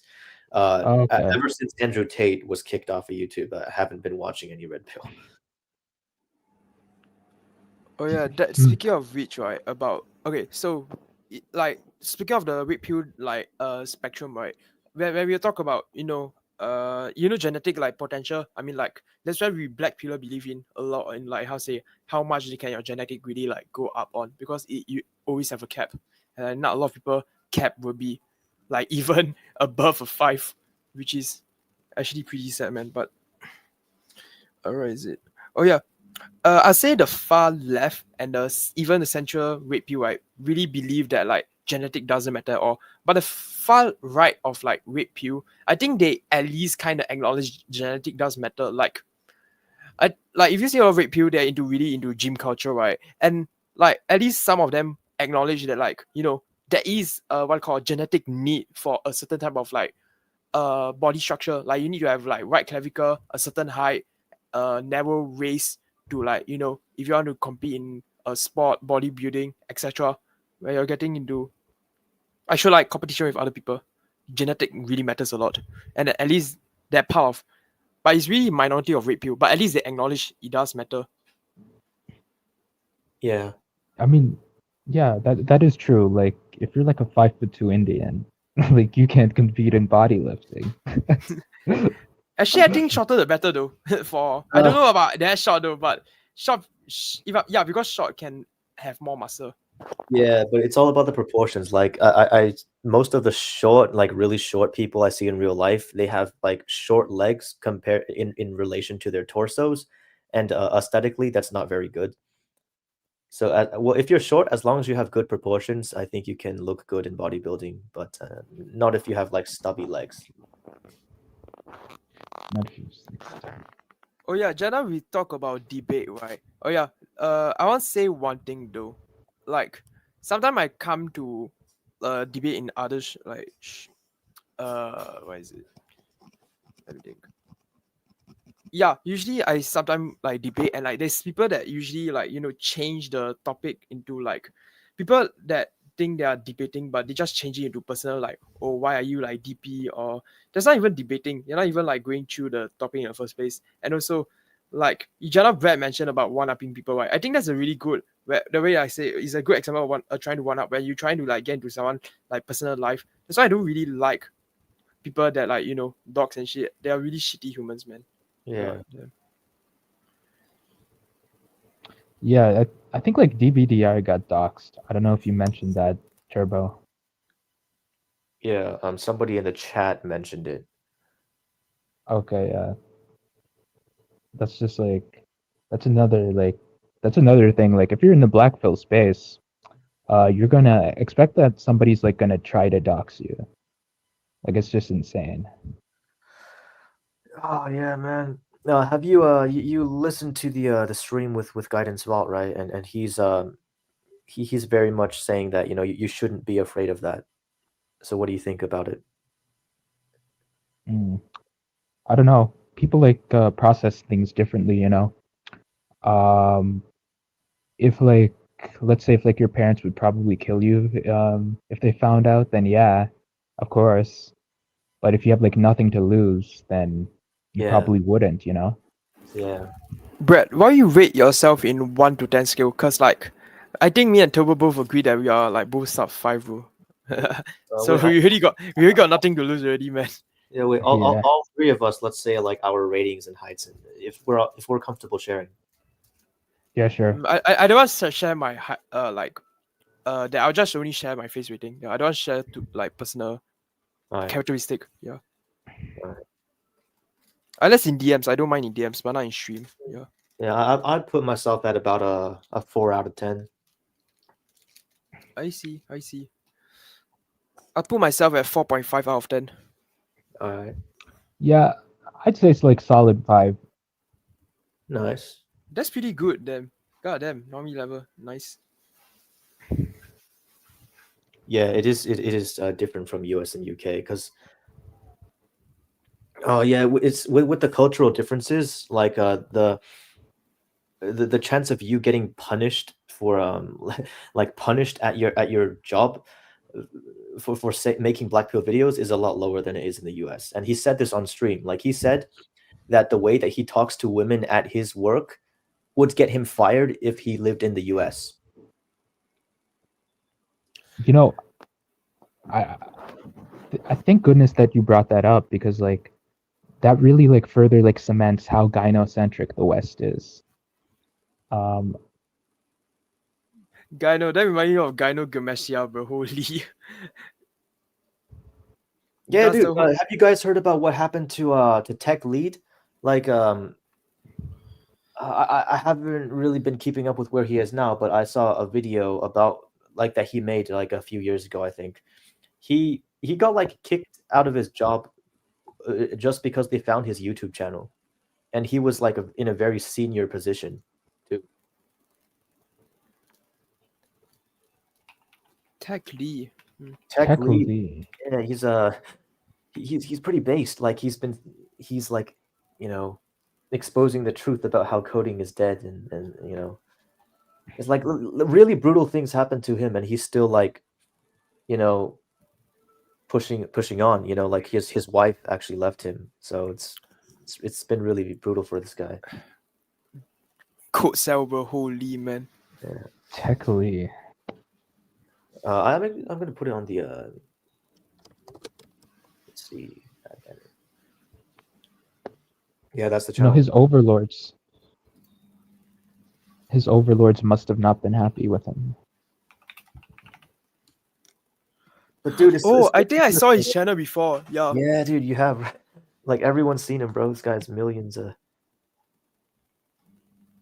Damn, that's super brutal, bro. Holy, bro.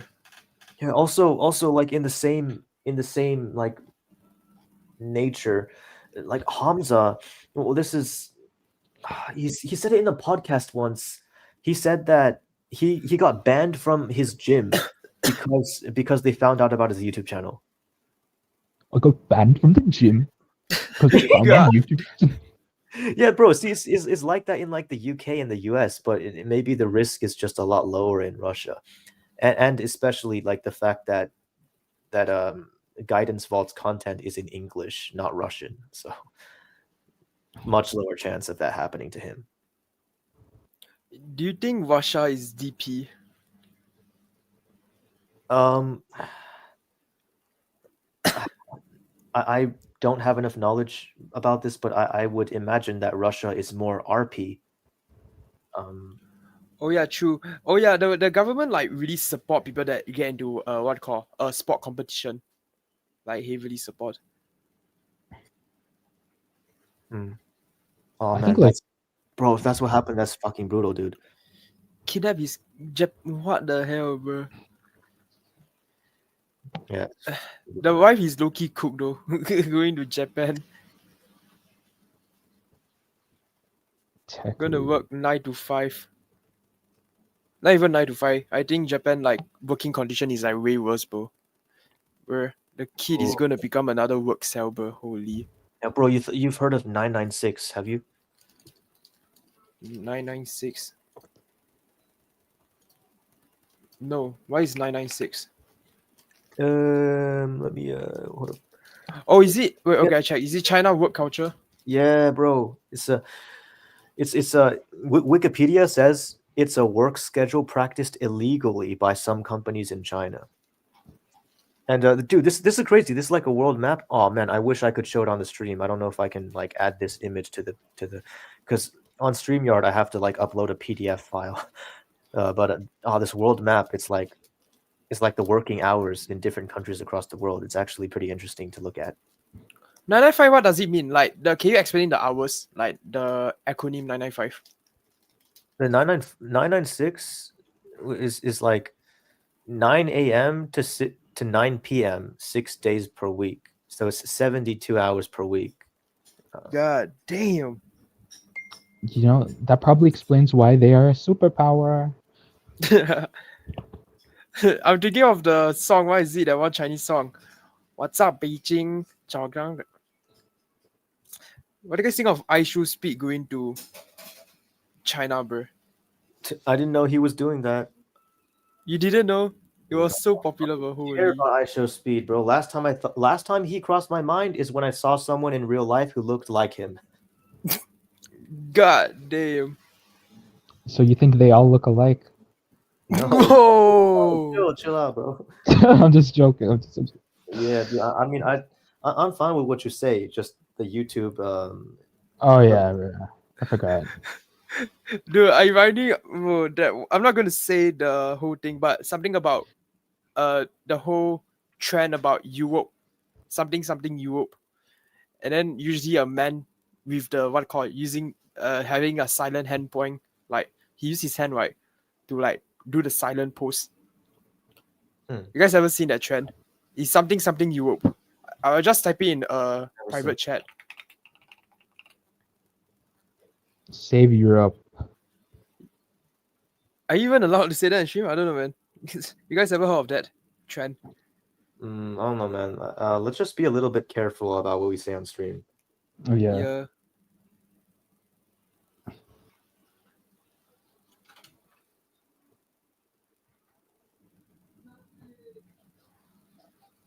But yeah, why Dude. did you bring up 996 again? Because was it I'm Illusion? He was. Yeah, I mentioned about Japan. Yeah. working Oh out. right, yeah, right, yeah. Right. Okay. Would you rather be a chat but 3 foot, or be 6? A chat but 3 foot, or be 6'4" but a 3 out of 10? 6'4", 3 out of 10. I mean, three out of 10 is not that low. Like, 3 foot. In order for me to pick that option, you would have to make the second option like 6 foot, but you have a massive deformity and you're blind. Then I But would looks, but the thing is, I believe that looks only matters though, honestly. Because I even think short people, as long, dude, I have like maybe I don't know, maybe it's like other country, where like where height like matters a lot. Because I know that West, right, height is like I say people are taller over there, especially in Europe. Hmm. If I'm not mistaken, right, a lot of European are like really tall. Yeah. Northern Europeans are tall as fuck. Brutal, man. Bruder.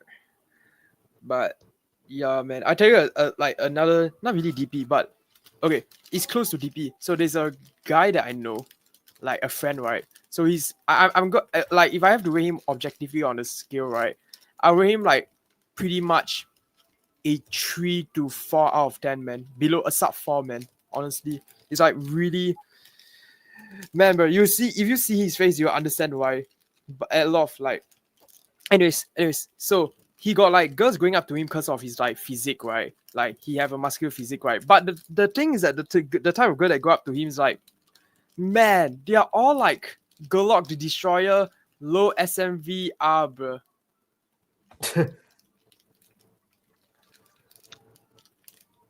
And you know, like that's basically what like muscle maxing. That's basically what it attracts. Exactly, bro. If you don't have the looks, man, it's just gonna, yeah, you can get girls, but below your looks range, like way below, bro. Hypergamy is brutal, man. Yeah, totally.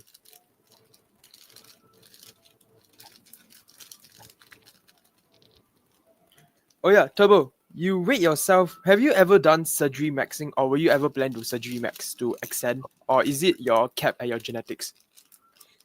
I do plan on getting surgery. I have an underbite, so like my lower jaw like closes like in front of my upper teeth. So I'm gonna get surgery to move my upper jaw forward and like maybe also something for the lower jaw just to like align my bite. You know, to improve my chewing and breathing and speech. It's more for health than it is for looks, but it'll improve my looks as well. I see. Brad, how about you? Wait, you're normie, right? So maybe hard maxing will work. I But will you actually ever do it did. or not? I actually did get surgery, but it was sort of like unintentional. So Is it something I- facial aesthetic or not? yeah. I actually like a long time ago. I think I broke my jaw. Okay. And it was Smashing gone wrong. yeah. No, but like, see, it was like so it was like so bad. Yeah, it did. Like it was so bad that I had like I was basically unrecognizable, and like they actually did the surgery, and like my jaw, it was like I came out looking like more like it was like more angular. Like I used to have like a recessed like jawline, but like They after give the you the handsome surgery, squidwork treatment, but holy, yeah, bro. yeah. Like, but after that, like it was like more angular and like more defined, and I was like, wow, I sort of like went 1 point up. So I was like, wow, okay, this is really cool. I was like, this is the best thing that ever happened to me. So Yeah. everyone that is like watching this, that's proof that hard maxing is the only solution, man. If you really want to looks max, just Yeah. you need to money max first, man. Holy, surgery is expensive, but money max first and then surgery max. Yeah. Oh yeah, But speaking no. of like surgery, right? Oh yeah, about clavicle. I'm talking about bone, not a person. Clavicle, right? Yeah. Well, do you guys think it will work if like limb lengthening surgery, but instead of like limb, right, you like clavicle lengthening surgery? I think there is something out there like that. Will it actually work? I mean, yeah, it would improve your looks, but I mean, you gotta weigh the risks, you know, because it might not be worth it. Like, I think generally limb lengthening surgery is just not worth doing. But Wait, why? Limb lengthening is not worth it because like I think proportion, yes, right, and also the risk. Yeah, but clavicle is different because like it's always the wider clavicle is always gonna be good, man. It's always gonna be good. you're not gonna fuck up. The proportion is still gonna be relatively good because like the V shape is desirable. Oh well, the thing about just increasing your shoulder width with clavicle is that like, because there are a lot of other bones and muscles and ligaments, and there's well, we'll take what I say with a grain of salt because I'm not a doctor, I'm not an expert in anatomy, but there's more than just the clavicle that determines your shoulder width. And if you like change the width of the clavicle, it might I suspect that it could put your posture out of balance. Because you're not changing the size of the scapula, you're not changing like the shoulder girdle and like the other bones of the spine Oh and yeah, the, that's true though. That's true. Yeah. yeah.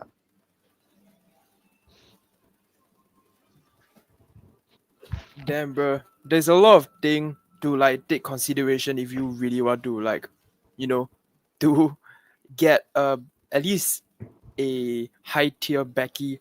You like do hyper. You got to like max out. You got to like of course get a good physique, like all the gym cell shit. But you also have to have the genetic for the good physique, like V taper, which is primarily genetic, honestly, man.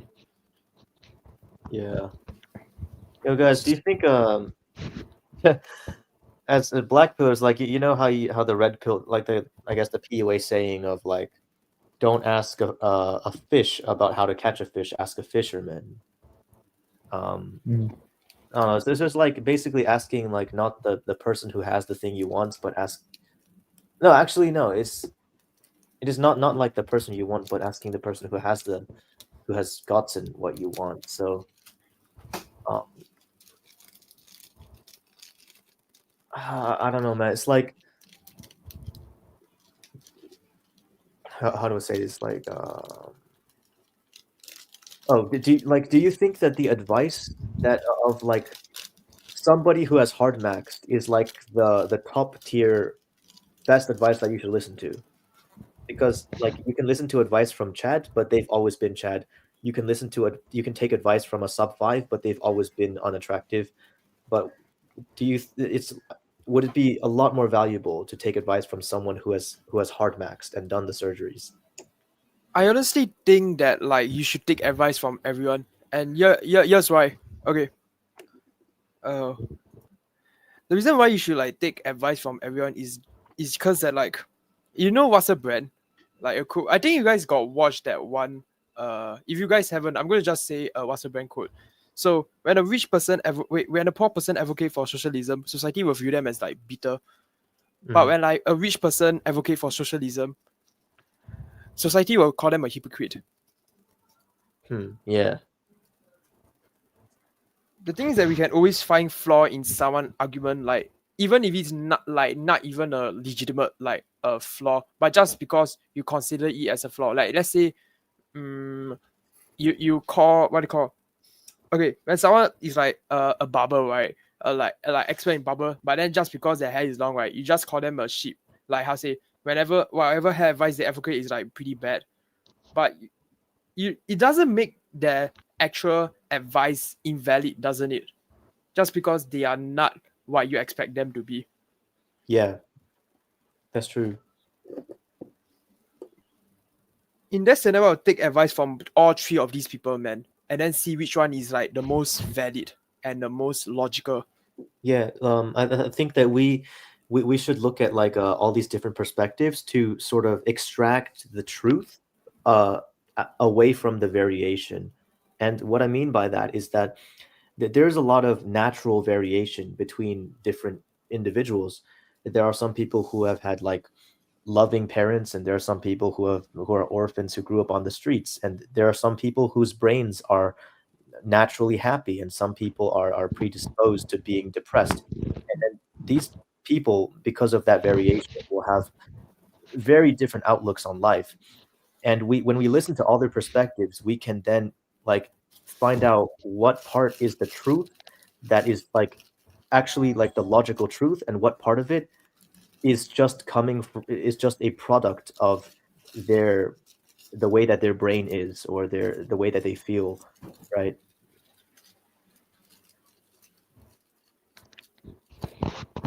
Yeah, that's true. I just want to add on to that, like there are some people that you shouldn't go to advice. You shouldn't go to for advice at all. And I'd argue that as black pillars, it should be blue pillar. It should be like blue pilled advice,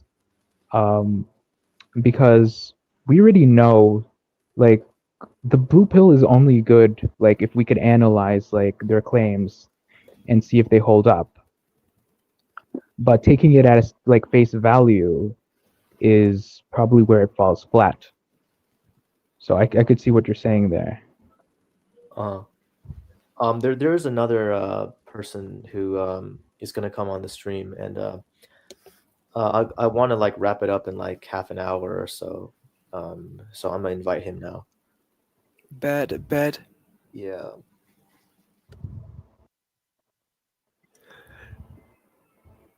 Yo, what's up, Turbo? What? Yo, what's up, Turbo? Big fan, man. So, like, why do these girls want Duke Dennis, bro? They don't want me, man.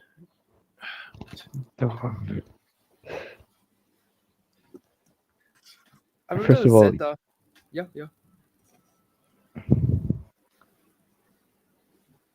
Yeah, what you want to say, Brad? man, FitX is hilarious, man. For real, bro. I mean, I really like that Chinese kid who keeps trolling him. Oh yeah. His name is. I actually forgotten his name. What the hell? Yeah. My goodness. He like how say collaborate with some like gym cell guy too, man. Yeah. Bro, I gotta go real quick because someone's at the door and they're like ringing it over and over.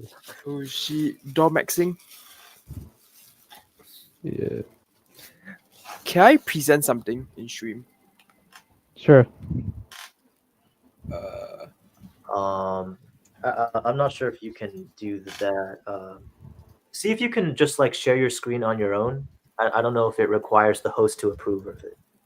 I think require the host to approve. Yeah. You Oh yeah. Wait, hold up. Try presenting and I'll see. I need to find the thing first. I need to hide some stuff. I don't want to Alright, like bro. dox myself. I'll be right back, bro. Alright.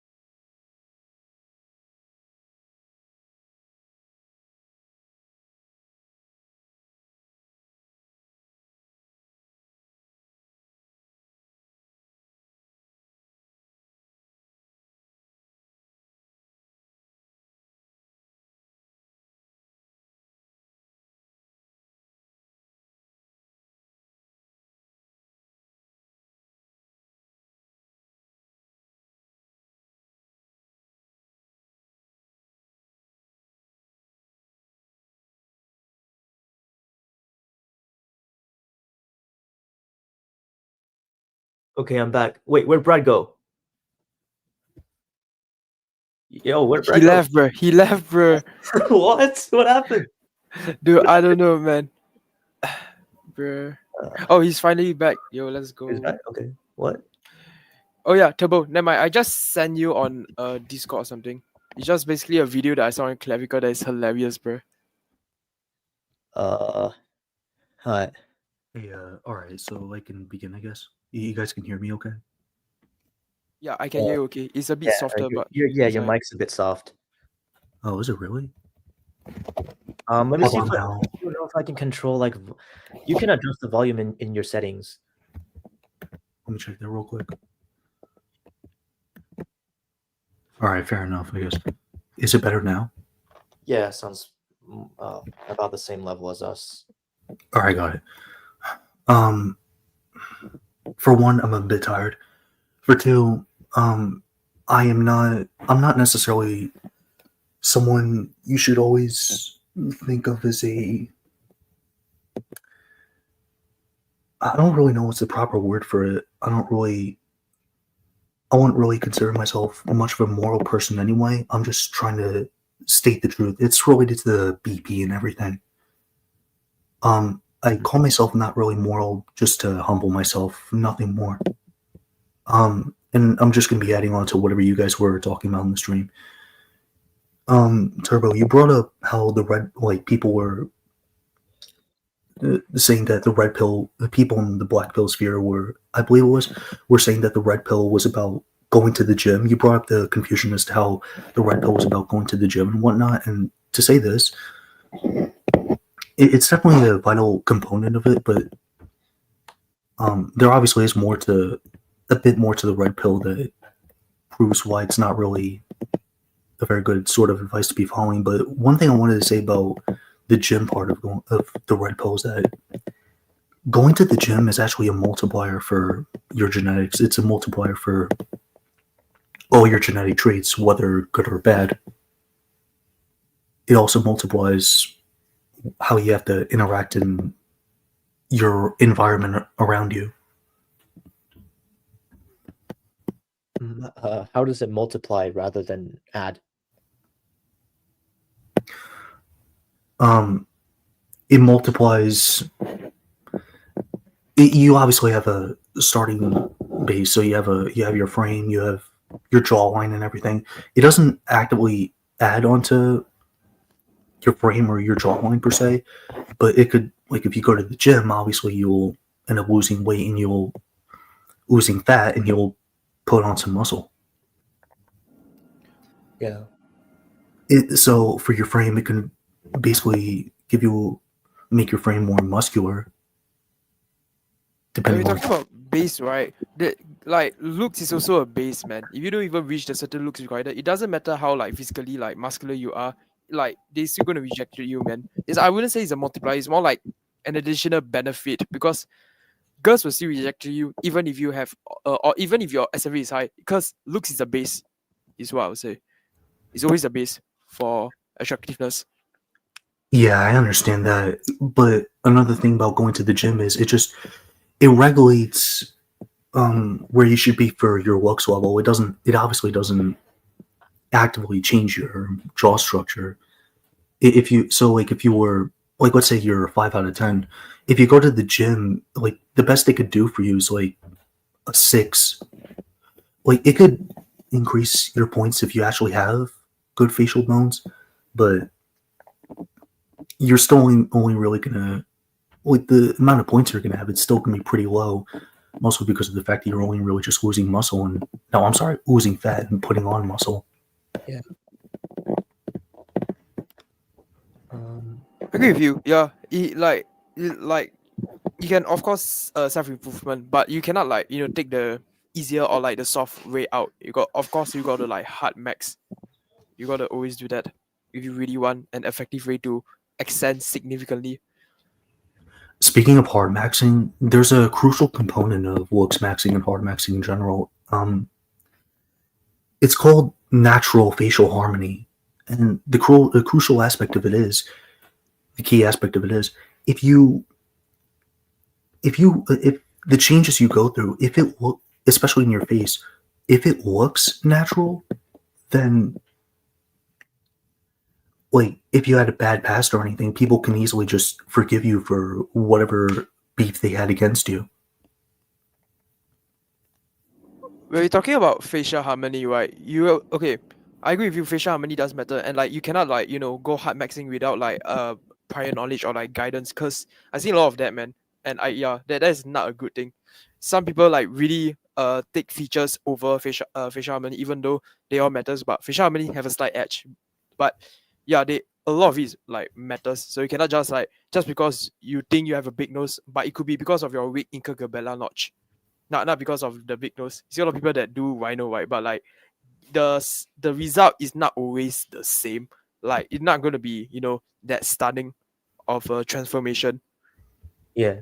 I've seen this take in Luxmax in a Luxmaxing space. Someone said, and the community really agreed with, that hard maxing, like surgeries, is for fixing flaws and not for creating halos.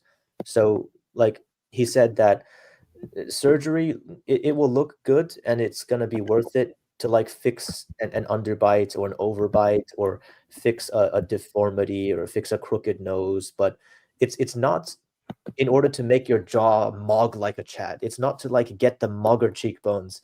And usually when you try to add on like that, it can look uncanny. How accurate do you think that take is?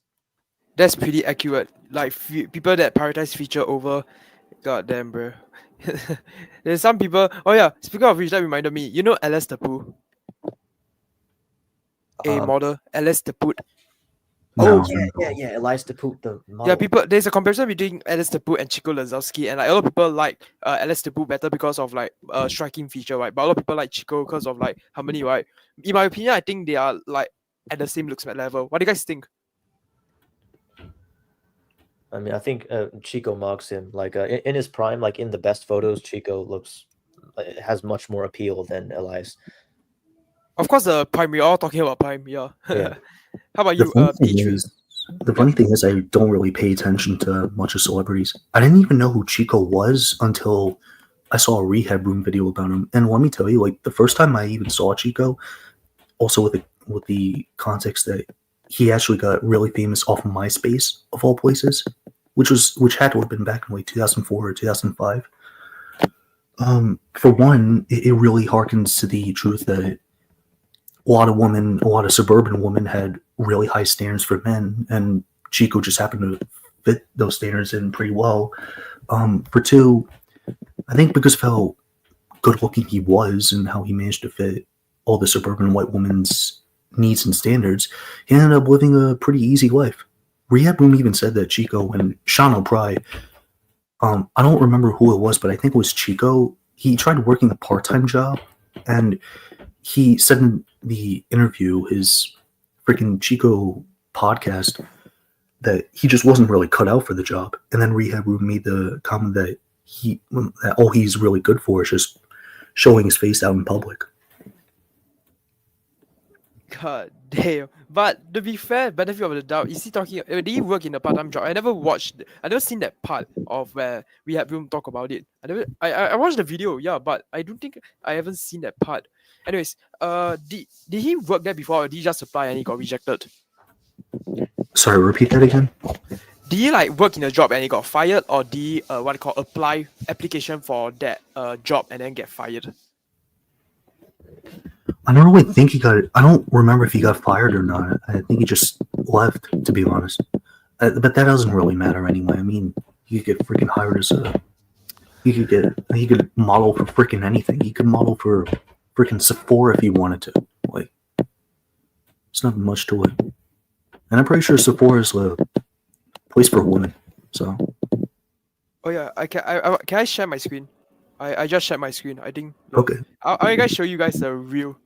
It's so hilarious, but holy. Alright, watch this. Wait, You guys can hear the audio? You guys can hear the audio? I can't hear it. No. Oh, you can't hear? No. Maybe if I. Okay, try to hear. No, I Can you can't guys hear? No, not at I all. can't hear anything. Nah, okay, hold up. Let me go check. What is the issue? Hold up. Oh, it's because your audio input is set to your mic. It's not the system. It doesn't include the system audio. Is it? While you're doing that, there's another perspective I have about facial harmony. Oh, sorry. Okay, you continue. Oh, I already find out how to share. I forget to press also share audio. Okay, continue before I share. Yeah.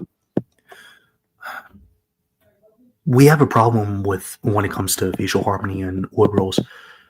liberals like to think that, well, they don't like to think, it's something they usually have in mind from time to time and will often state as a means of, as a talking point.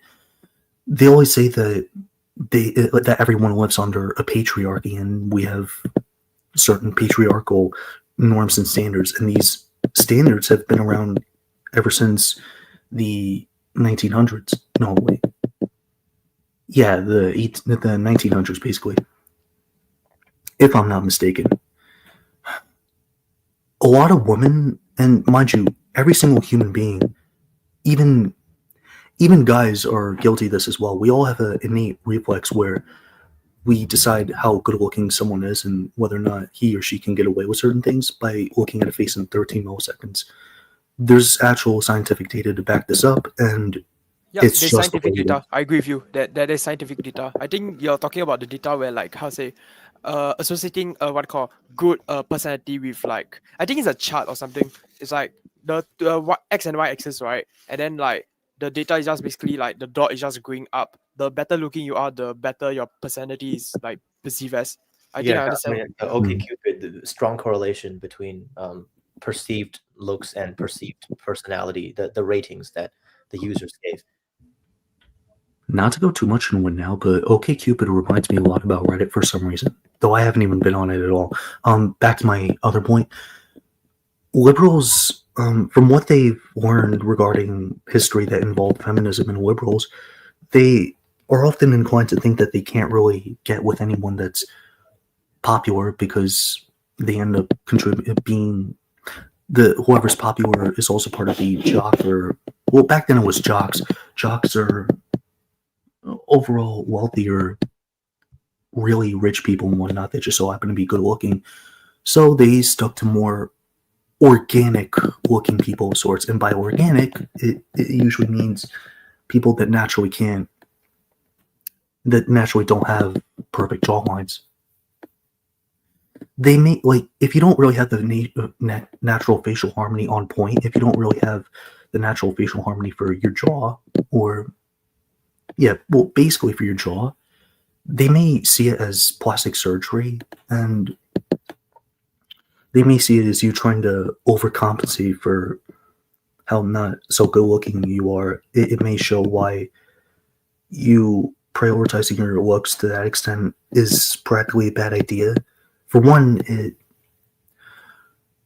shows that you already did plastic surgery. So if the guy were to plow inside the freaking liberal woman in question, the child's not really going to have the correct, authentic jaw. But for two, they think that because the face doesn't really look natural, it just looks like you're contributing to the patriarchy. So that's what it is.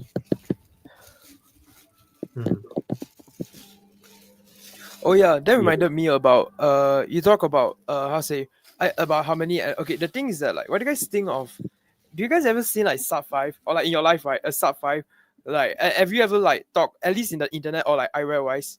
I think go back to the previous like the thing I talk about, that one sub 5 guy that like confessed to a girl 2 times. So he was coping about averageness, right? And like when I talk about the PSL skill, right, and then coping about averageness, right? The thing is that like there's a difference between like when they talk about averageness and like harmony, because like harmony is very important, but averageness, like dude, do you honestly think the average girl would want the average guy with hypergamy? No, man, hell no, bro. Well, I think what they mean by averageness is like the averageness of the facial proportions. And high averageness in terms of proportions is an above average looking face. High average, no, that, well, I think, I don't know if they really like, man, I think they try to implement, but I think they actually think harmony is like averageness though, because the way we view harmony is like is actually like harmony. It also requires some your face have to be like quite perfect, you know, not 100% perfect. No human is 100% perfect, but I have to be like close to perfection for it to be really good harmonized. Because like if you have one part of a feature that's like really off-putting, right, that will totally like ruin your harmony points significantly, man. I think for a lot of people that are prone to being oofy doofies, at least, Harmony has been conveyed as average. It's been conveyed through average looking faces, and, well, in this case, average means, metaphorically speaking. You guys were talking about wheat waffles earlier. Wheat waffles can be described to be conventionally attractive up to a point. So that's how harmony can be expressed through more average means. However, it kind of does become obvious if you think about it that if Wheat Waffles really could get a girlfriend, he wouldn't necessarily be prone to making these sort of black pill videos.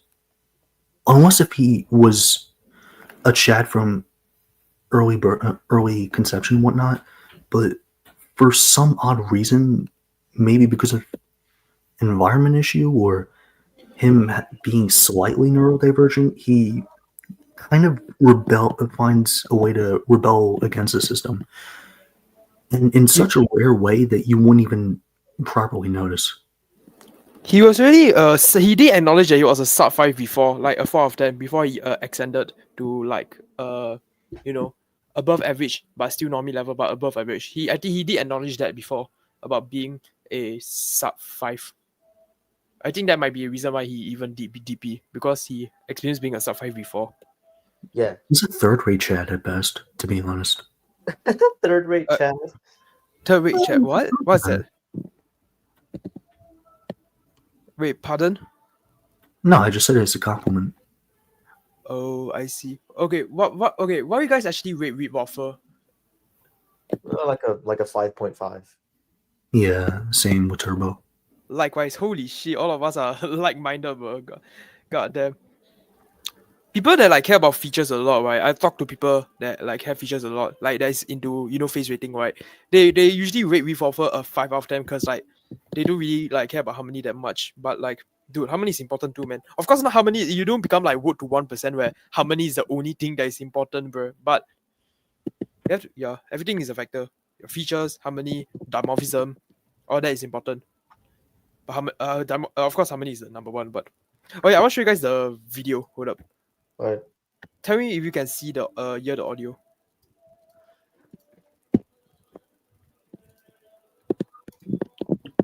Over. Yeah, You guys hear the audio?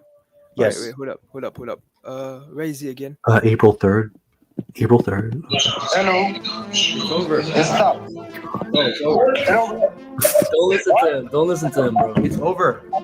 What do you think my nationality is? Subhuman. No. You're gonna get bloated. Yeah.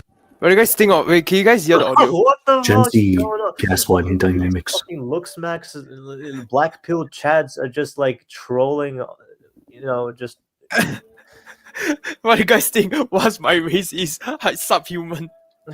bro. This is just Gen Z online dynamics.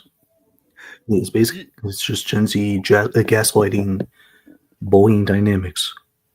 You guys can hear the audio, right? Fine. Yeah, I heard the whole thing.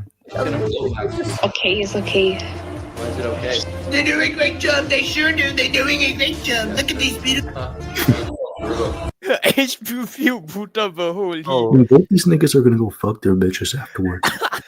yeah, no, bro. For real. Real. Holy. No, I don't think they will fuck the bitches, but bitches is probably a low tier Becky, but holy. Dude, At bitches best. can do anything. I don't know. Wait, they are honest. They're sub 5. I don't think they're even gonna get a low tier Becky. Probably a sub 5 Becky, bro. Honestly. Anything you must got go take your little polo off and put on some real country boy clothes instead of looking like a Country little boy.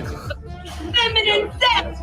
Listen, all those two guys have to do, to the girl that was talking utter shite to them, all one of those guys would have to do is just put a finger or two underneath her chin, and that's just how you pacify it. Bro, these God guys are so hot, bro. Oh, what? What was that?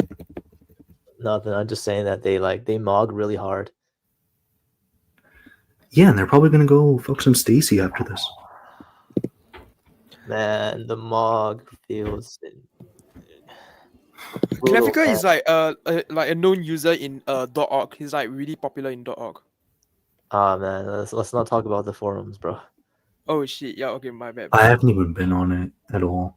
Man, YouTube versus incels.is, looksmax.org, like what is the other one? Blackpill.club, needs.net, like You know there's past old forum, right? like what? PUA hate Oh yeah, the original. like there's a PUA lot hates, more. There's a lot more. Slut Yeah. hates, the lookism, man, these BP forums, bro. I had no idea the Black Pill started out as a PUA hate session or a set of them. Actually, the term PSL means PUA hate. I don't know if I can say I mean that hate and what is the last one? PSL. What does L means? Lookism. Yeah, the last acronym. Oh yeah, about the red pill. You guys brought up the PUA hate and the red pill and whatnot. Whatchamacallit? Let me check the comment. Okay. Medium boy.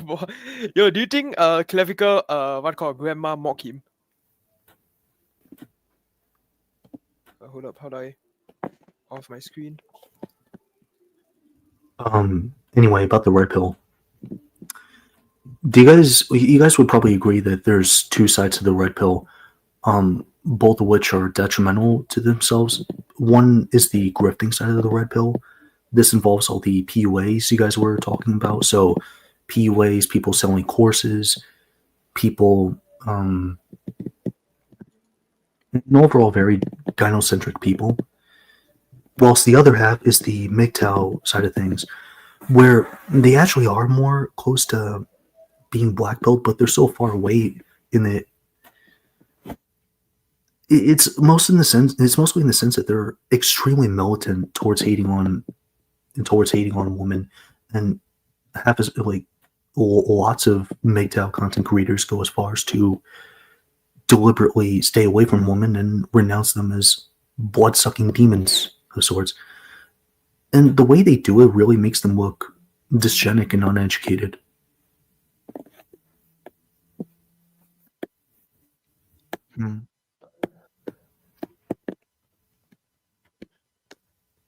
Like, they don't really realize that their face is more of the problem as opposed to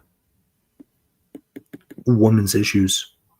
Yeah, I Sense, heavily bro. agree with you. Holy bro. Oh man, but Dude. just both of them play a role because like their face would be less of a problem in like the 1950s than it is today. So You know, it's so ironic when PUA artists like call us like gay or whatever for like giving face rating and shit. But aren't they like more weird because they legit have to like, you know, take note of every single interaction they have with a girl and then like how to act accordingly. Like it's so robotic. It's like it is way worse, man. And also that shit doesn't work, man, at all compared to like, you know, ascending your looks so you can get. It's not even just that. Like, it's not even about it being robotic. It's like a woman decides if you're good looking within 13 milliseconds of looking at your face. If she decides you're good looking, virtually almost any behavior is going to be perfectly okay to her. Especially for a suburban woman, especially for normal women that are not at all influenced by any sort of politics.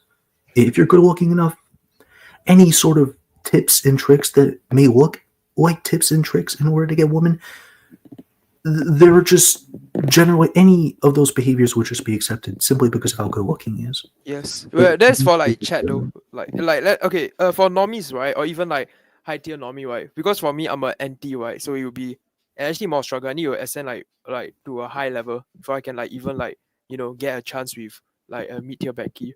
But dude, it is so brutal, man. Holy bro, god damn. Even like I'm not gonna lie, sub 3 guys, right, have a longer relationship time span than me, bro. That's like super brutal. Just the fact that I'm anti and they are neotypical and I'm The lengths being neurotypical or being neurodivergent will take you. I mean, neurotypical sub 3s at least know how to be normal. Yeah. It's like an entire acid trip of just feeling like it's over. It's like you're consistently on acid, but you're not feeling any of the effects of it.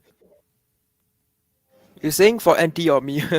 Wait, you're anti as in neurotypical or neurodivergent people? Which one? The acid part. I think I said ND as neurodivergent. Yeah, holy. Also, one more talking point I want to bring up, or Yeah. one more set of them, I guess. You guys brought up tech led, right? I don't know about tech lag, but Turbo did. Yeah.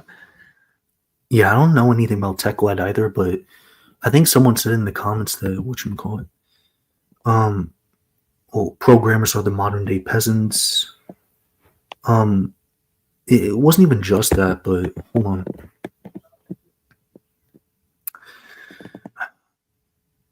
I could be very well mistaken on this, but here's just what I think about like tech led being under trouble as is. Well, more his thoughts on programming and whatnot and how it's largely dead. I've had issues in the past where I struggled with programming before, and most recently I've actually been reading the Ted Kaczynski manifesto, the Unabomber's manifesto. And in the manifesto, at a certain point of it, he says as the machines will, as well, what would happen if the machines will be taking over the U.S. in the future and really the entire world. One such thing that could happen is that people will be relegated to work certain jobs that are completely alienated from the outside world.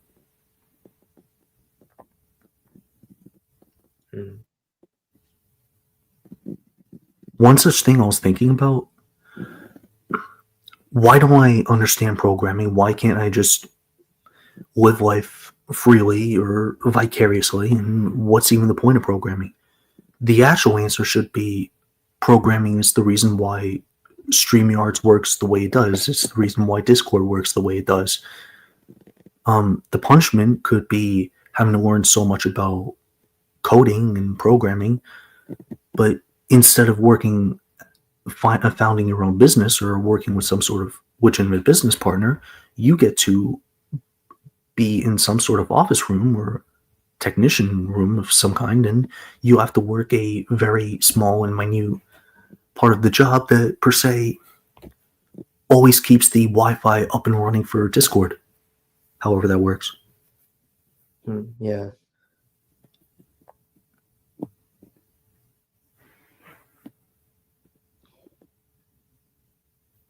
Oh yeah. I want to talk about because we talk about socialization, right? About like disagreeing. So, how much do you think like a normal person, normie, right, is arrogant? How arrogant do you think they are, like innately?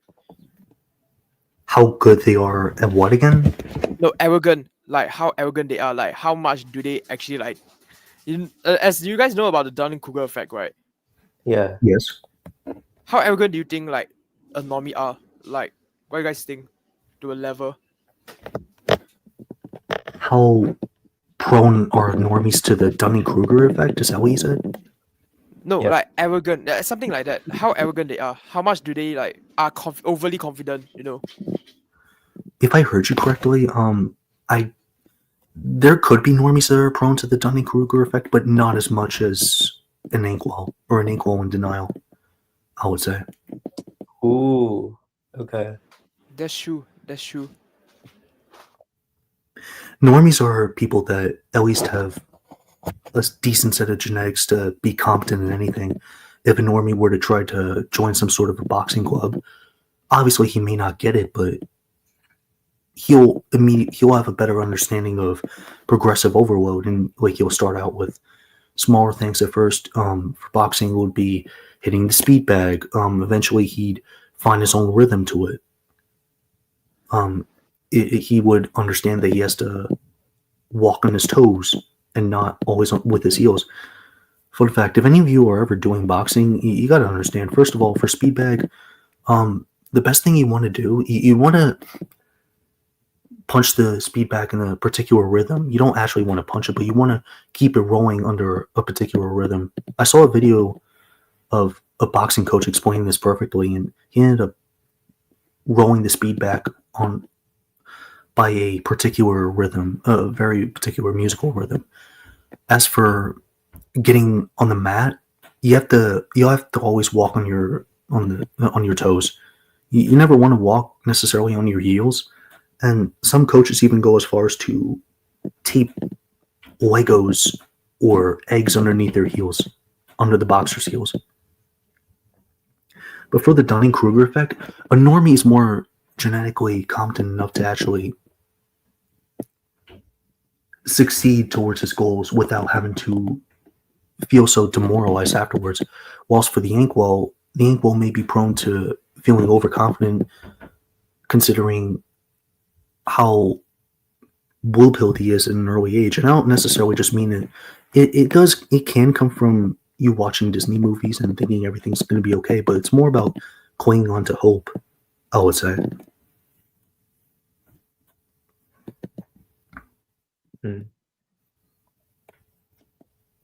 But yeah, inkwells are a lot more prone to the Dunning-Kruger effect, and it really can leave them very depressed or even willing to crash out. I've been prone to the Dunning-Kruger effect for a particular sport.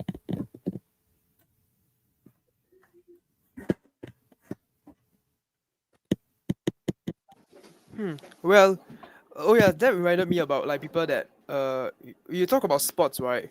Like, what do you mean? Are you talking about using sports to like self-improve or what? Or are you just saying that to like see their genetic like potential so they can like if they are like really good, they could like status max? Is that what you're talking about?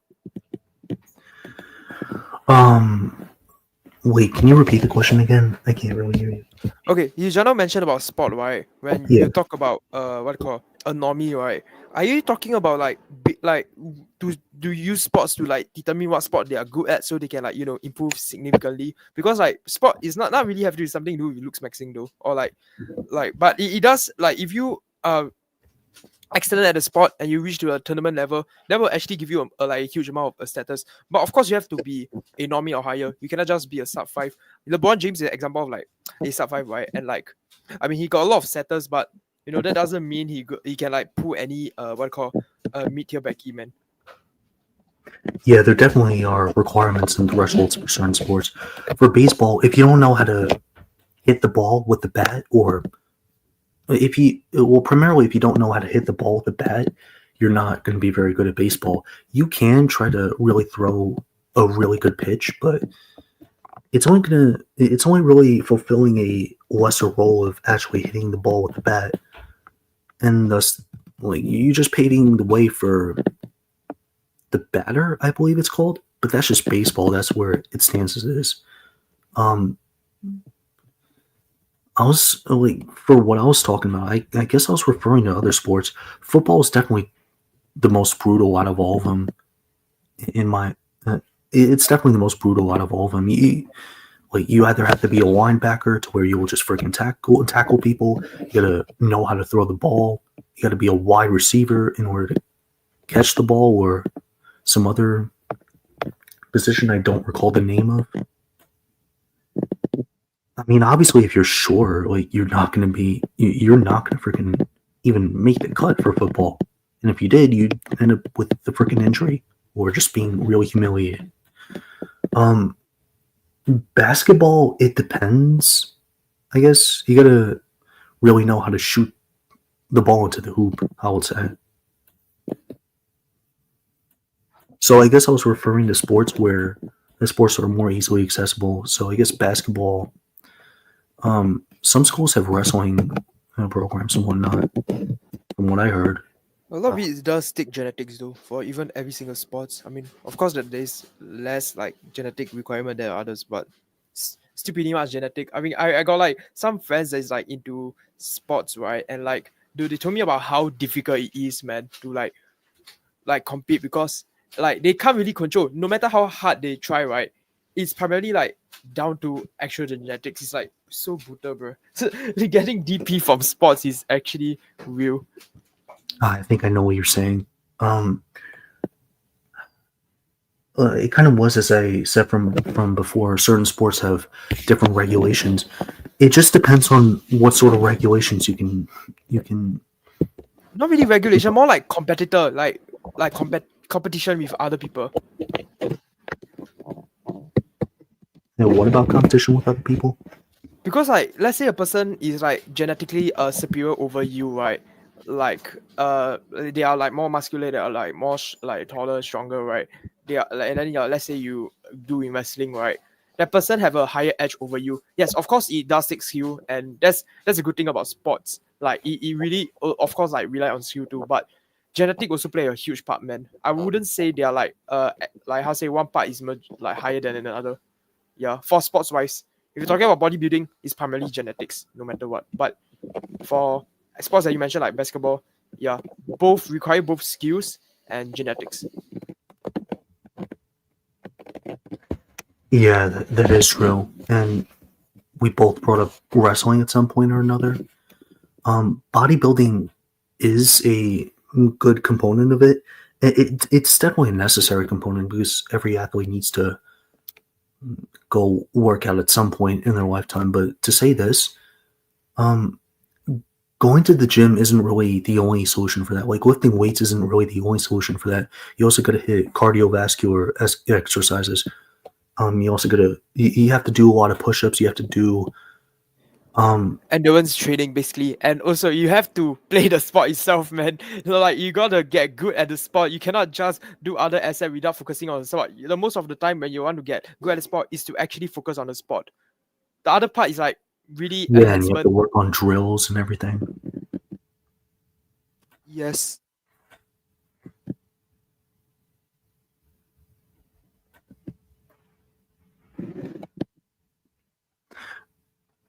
Yeah.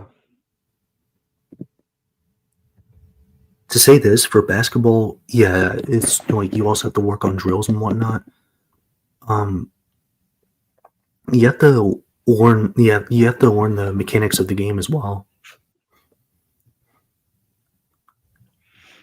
Yeah, of course you do.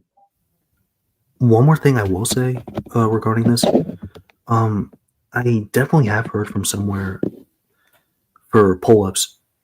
I have heard from somewhere that if you can't do 15 to 20 pull-ups, you practically cannot fight anybody. And at first, when I first heard about it, I thought it was a bit biased and opinionated. However, it practically is the truth. So I guess that's a really good determining test of your strength and whatnot.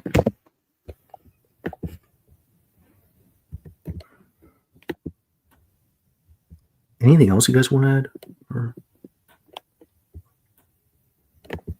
No, I don't have anything on my mind. What about I Am Illusion?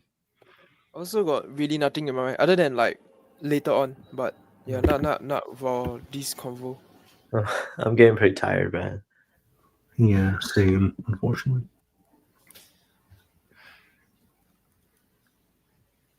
So everyone watch this stream, hit the like and subscribe button to Turbo TB right now. Yeah, guys. Get Turbo to 1 million sub, guys. Yeah, sure thing.